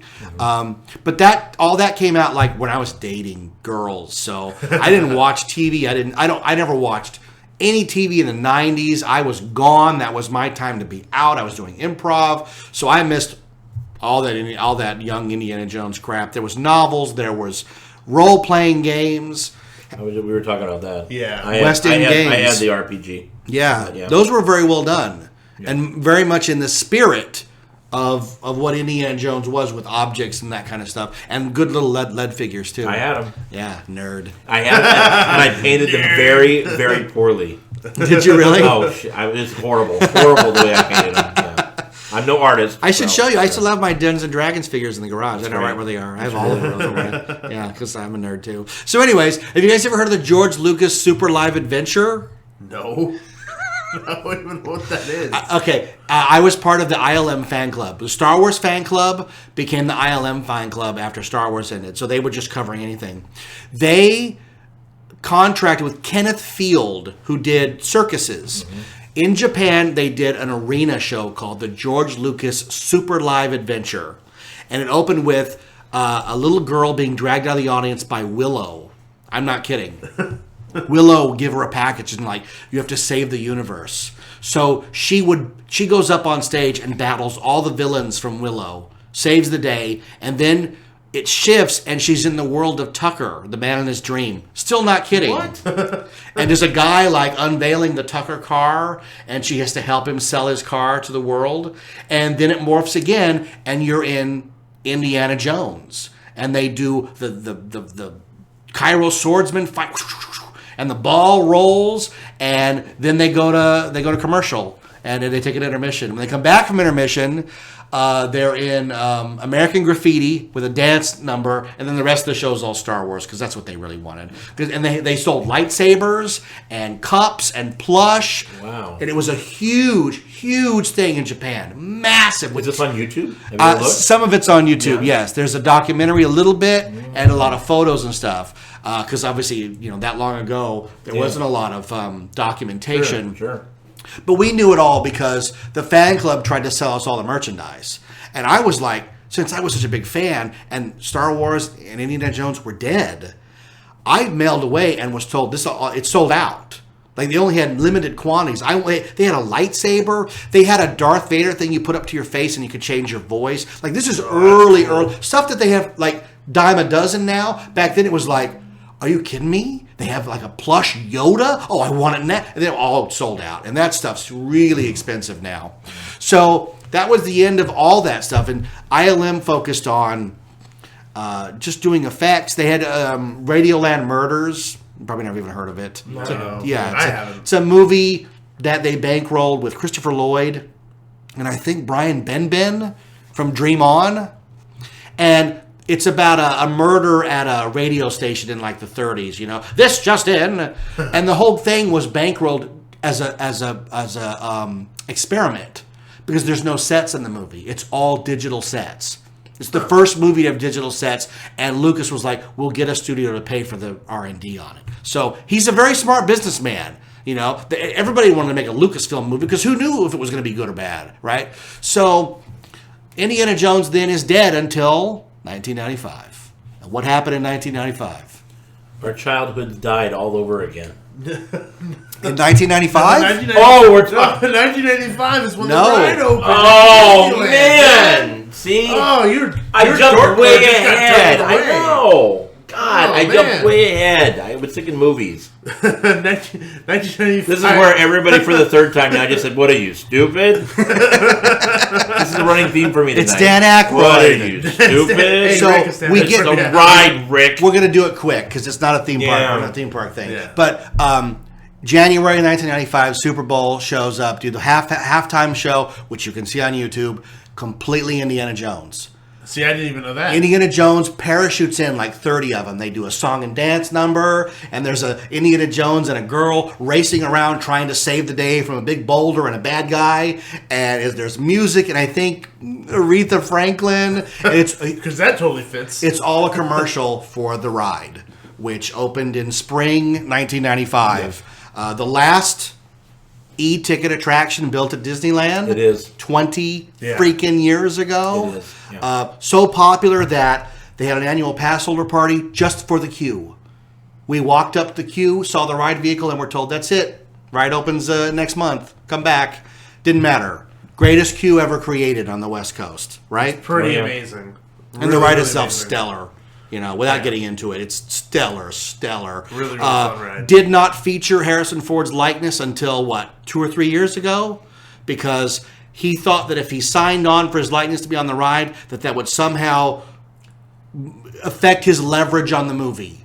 The new movie. There was an issue between George and Imagineering and Disney, and it's my understanding that he persuaded Harrison just to stay away from dealing with that. Right, so the guy in the ride doesn't look like him. But it's okay, because you go by so fast, most people didn't even notice. Can't tell. It's Indiana Jones. Yeah. Wasn't really. The big revelation to me, my Dan Aykroyd moment, was that's not John Rhys Davies doing Sal's voice. You and me both. Wait, what? You and me both. Oh, What are you, stupid? So I didn't even know right. that. It's crazy. That pants. blew my mind. Because you Crazy see pants. Sala, Right. Sounds like it. you Right. see Sala in the movie, in the safety video, Yeah. and I just assumed while he was there, he did some course. voiceovers. And then they did Voices of the Park at D23, and one of those guys opened his mouth and went, "Hello, my friends," and I went, "Oh my God, it's not John Reed Davies." Yeah. I had no It's amazing. idea. No, it's amazing. We will be Yeah. if you Mine- drink too deeply from the well, we will be there with strollers. Yep. But seriously, I couldn't believe it. my mind is blown right now. It's Shocker. astounding. straight shocker. Yep. I'm like You know, Belloc. It's one of the best voiceovers as far as fooling me ever. Yeah. Oh my goodness. Wow. As good as the Rod Serling guy, right? Yeah. That's pretty good too. Yeah, but this one's just I didn't even know. It didn't even occur to me that it You wouldn't don't be think him. about it. You don't think about it because you're looking at him. You're like, oh, That's coming him. in a second. Hello, my friends. Yeah. So, anyways, the ride's stellar. It's had its issues over the years. They've replaced yeah. the snake 2 or 3 times. The lava was taken out. Sometimes the rats work, and sometimes they don't. Yeah, But there's it's still a good ride. You could Rick's right here smiling. He's like, I'm I holding it just- all back. Yeah. There's a lot of issues that you can talk about the ride, Yeah. but yes, in all, the ride is the last e-ticket attraction, and I still enjoy it to this day. Oh, I do too, I enjoy because it so much. in the day and age now of nothing but looking at screens, to be able to ride through an immersive, real environment is stellar. Stellar. Just a fantastic, fun ride. And, you know, I take my kids on it, and they pretend to drive, and it's fun, and the car lurches, and this and that, and it's I fantastic. can't be more thankful to actually have a ride based off of my favorite movie of all time. Yeah, because Rick and I grew up in a time when we saw them open the one at Paris, which was a roller coaster, and we're like, how come they got an Indiana Jones ride? We want an Indiana Jones ride. Yeah. Well, they were saving the big one for Anaheim. So big it took over part of the parking lot. Yeah, the Eeyore parking lot. Massive, and it's still there, You right? can still see the Eeyore in the movie queue, in like the portion where it's telling you the safety rules and stuff. It's in there somewhere, right? Yeah, it's back up at the top. If you guys can shine a flashlight on it, you could definitely still see it. Also, Indiana Jones, if you're there on the ride, has the most obscure bathroom. If you tell a cast member you got to go, there is a bathroom in the queue. They will direct you to. I did not know you that. have to ask for it. It's not visible. Is it like a cast member bathroom? No, it's a guest bathroom, but you Where have to is it? ask for it. I don't know. I've never used it. But you I know saw it on a website, Bathrooms of Disneyland. That's a real site. Why does that exist? What really Why sucks does is that there's exist? one on the Jungle Cruise. And if they're using it at the Jungle Cruise, they pee right down on you in the queue as you're going through. It mixes in with the Schweitzer Falls. So then, the best thing that come out of the 90s, Indiana Jones, is the ride itself, and to me also, the pinball machine.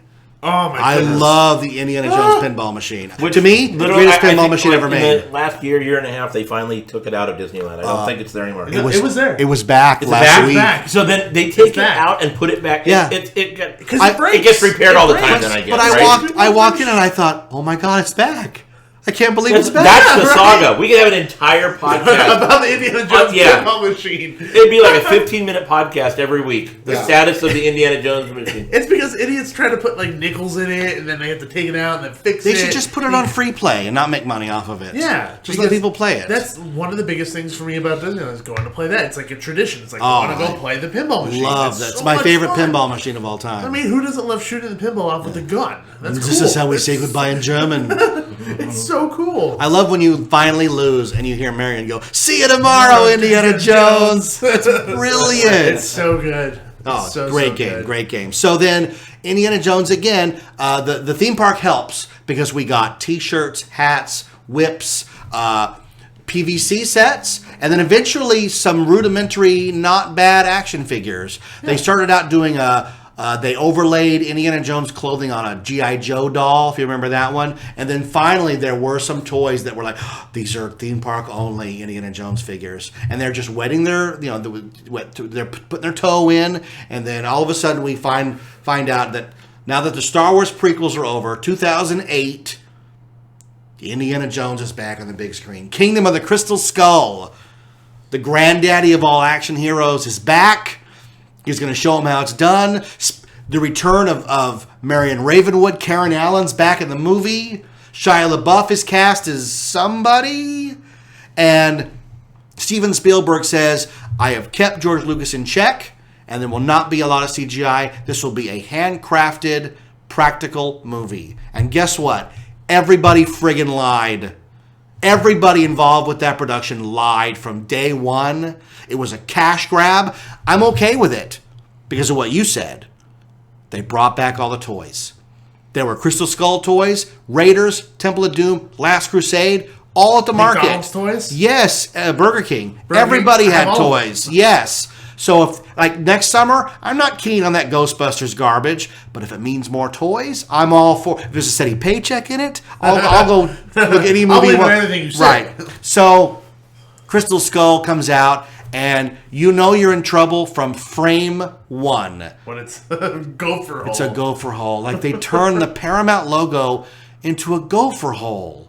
It's inexplicable. And then a CGI prairie dog thing. Like it's a cartoon. So, not to get into it, we could do 2 hours on why Crystal Skull is so bad movie. There's no point in it. We just let's agree to regroup.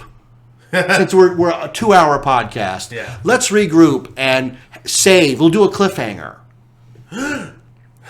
We'll do a cliffhanger. Did he make it off of the cliff? We don't know. We don't know. Did he get out of the cockadoodie car? We don't know. So let's regroup and say that somewhere down the line we will sit for an hour and just trash in gory detail. We'll watch it. And then we'll trash. I'll assign you to watch it. All right. So it's gonna be like Clockwork Orange. You're gonna have to place your eyelids open and just let's watch do that. Like this. Let's do that because Rick you just broke him. You broke him. This is worth it. God, this is what you can drink. You can drink during it. It's the reason I drink. Every time we it's the reason I drink. It's the reason I drink. So we'll end on a high note. We'll end on the ride being the high note of Indiana Jones because it doesn't get any better than that. Because we go from being passive fans of the movie to riding alongside Indiana Jones on the adventure and ultimately facing the Rolling Rock like he did. I mean, it really is the culmination of what every Indiana Jones fan wanted. And it wasn't, a simulator. It was all real. And that's what makes it so good. So, hey, a 2-hour podcast, Indiana Jones. Sorry about all the breaks and this and that, but we did it. Yeah. Yay. It was fantastic, too. I had a good time. So, again, we'll regroup for that other one. But we want to thank everybody for tuning in. Gabe, Rick, it's always a pleasure having you guys on the show. You're always welcome. Rick, you got a huge following on the show we did about theme parks. Or about everything. It just sort of, yeah. It was like... It went over every subject. It was like nerd, just vomit, everything. Yeah, this one's more... Concise, laser pointed, kind of honed in, yeah. If you had to encapsulate, favorite scene, line of all three, what would you have to say? That's a really tough question to not. I'll go first and simply say, yeah, you go first. It's not the years, it's the mileage. Because in that moment, we know everything about this guy. Fantastic line. I'd say it was one of my favorite lines is. He chose poorly. Oh, fantastic. He chose poorly. He chose poorly. I love it so much that I just, it's not so much even a line. It's the moment that they ride off into the real sunset at the end of Last Crusade. I sat there in the theater crying because I realized not only is this the end of my favorite trilogy. I was the Indiana Jones kid. It was also very realistically it was the end of my childhood. Yeah, I'll agree. Yeah. Like I said, it began in 81 and 8 years later we were men. Exactly. And it was time to move on. At that moment it was one of those oh my god moments, and I sat there and just cried and cried and cried in the theater realizing this is it. I mean, they didn't make 4 movies then. It was the trilogy. It was done. It was done. Trilogy means it's over. This is the end. Yeah. And no one had coined the term quadrilogy yet. Right. So I sat there with the realization. Sadly. This is it. This is the end of my childhood. Yeah. It's time to put these things aside and grow up and, So I guess that. I mean, to find one moment, God, it's very difficult. Yeah, right? I did it because that's so what the shows are supposed to do. It's just so hard, right? Yeah. But you hear that music and you're inundated you just with memories soar. and thoughts. Yeah. dun, dun, dun, dun, dun. The running out of the temple as it's coming apart at the beginning of Raiders, right? Yeah, sure. It doesn't get better than that. No, it's great. You know, he jumps down, all the darts What go about across. He swings on the vine. He doesn't make it. Yeah, right. He tries to jump across. Yeah, right. On the plane. Oh, in the plane. He doesn't yeah. make it. He doesn't make it at all. No. And you think like he's going to swing onto the plane, and right in the water. No. Yeah. Yeah. No, that's it, right? The opening sequence of Raiders is the best ever, right? Oh, Pretty yeah, much sets up yeah. everything else. Sets the whole tone for everything. Everything else. Yeah. All right. Well, thank you guys for coming out and braving the cold of the Cafe 80s. Thank you for having us on. Absolutely. It's my pleasure. So, final plugs? ThemeParkAdventure.com. If you don't know us by now, what are you, an idiot? You know, that's the whole theme of it. What are you, stupid? So just play with your Google, look up Theme Park Adventure, you'll find us there. At TPA Magazine is where we live on the Twitter, as well as Periscope. Once in a blue moon I Periscope. And that's it. That's us. We're on Instagram too, I guess. Yeah. We're out there. And you can find me and my co-host Garrett at Park Fanatic on Twitter, as well as Instagram and all the other social media platforms. I'm in charge of the Twitter the Instagram, and I post a lot of ridiculous things because I find it entertaining. How often do you guys put episodes out? We post episodes every other week. Every other week. Every other week. So we actually should be dropping an episode all about Seasons of the Force. Actually, this upcoming Sunday. So we'll be having a new one. You braved the crowds for that? I was there on the first day. Oh, God it bless was you. insane. Yeah. It was completely crazy, but it was fun. So it was an experience. Eventually, Disney will dust off the Indiana Jones license, and they will make it. They have to. They own it. Why wouldn't they? And hopefully, it will be good enough to inspire some sort of theme park. And they just opened a bar in Florida, Jock's Landing. This is all our next episode. Episode. We'll talk about Hangar Bar, baby. Right. He was talking about it the whole time right here. Because we did it twice. All right, so save it for the next episode. Yeah. So, round table here. I'm Jeff. I'm the voice of 91 Reasons. I'm joined by Gabriel from Park Fanatic. And Rick from Theme Park Adventure. And if there's a big boulder rolling towards you, and the last thing you do is look up a podcast, it should be 91 Reasons. Thanks for listening to 91 Reasons. Please subscribe and leave a review on iTunes. Find us on Facebook. Is anyone even still listening? It's disgraceful. You're old enough to be her grandfather. I'm as human as the next man. I was the next man. I came here to save you. Oh, yeah? And who's going to come to save you, Junior? I told you.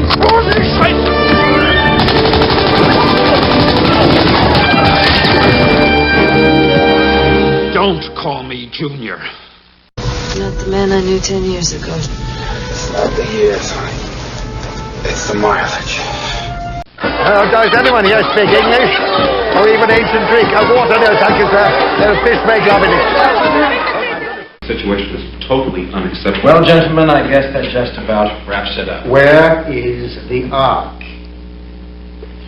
I thought we'd settled that. The Ark is somewhere very safe. From whom?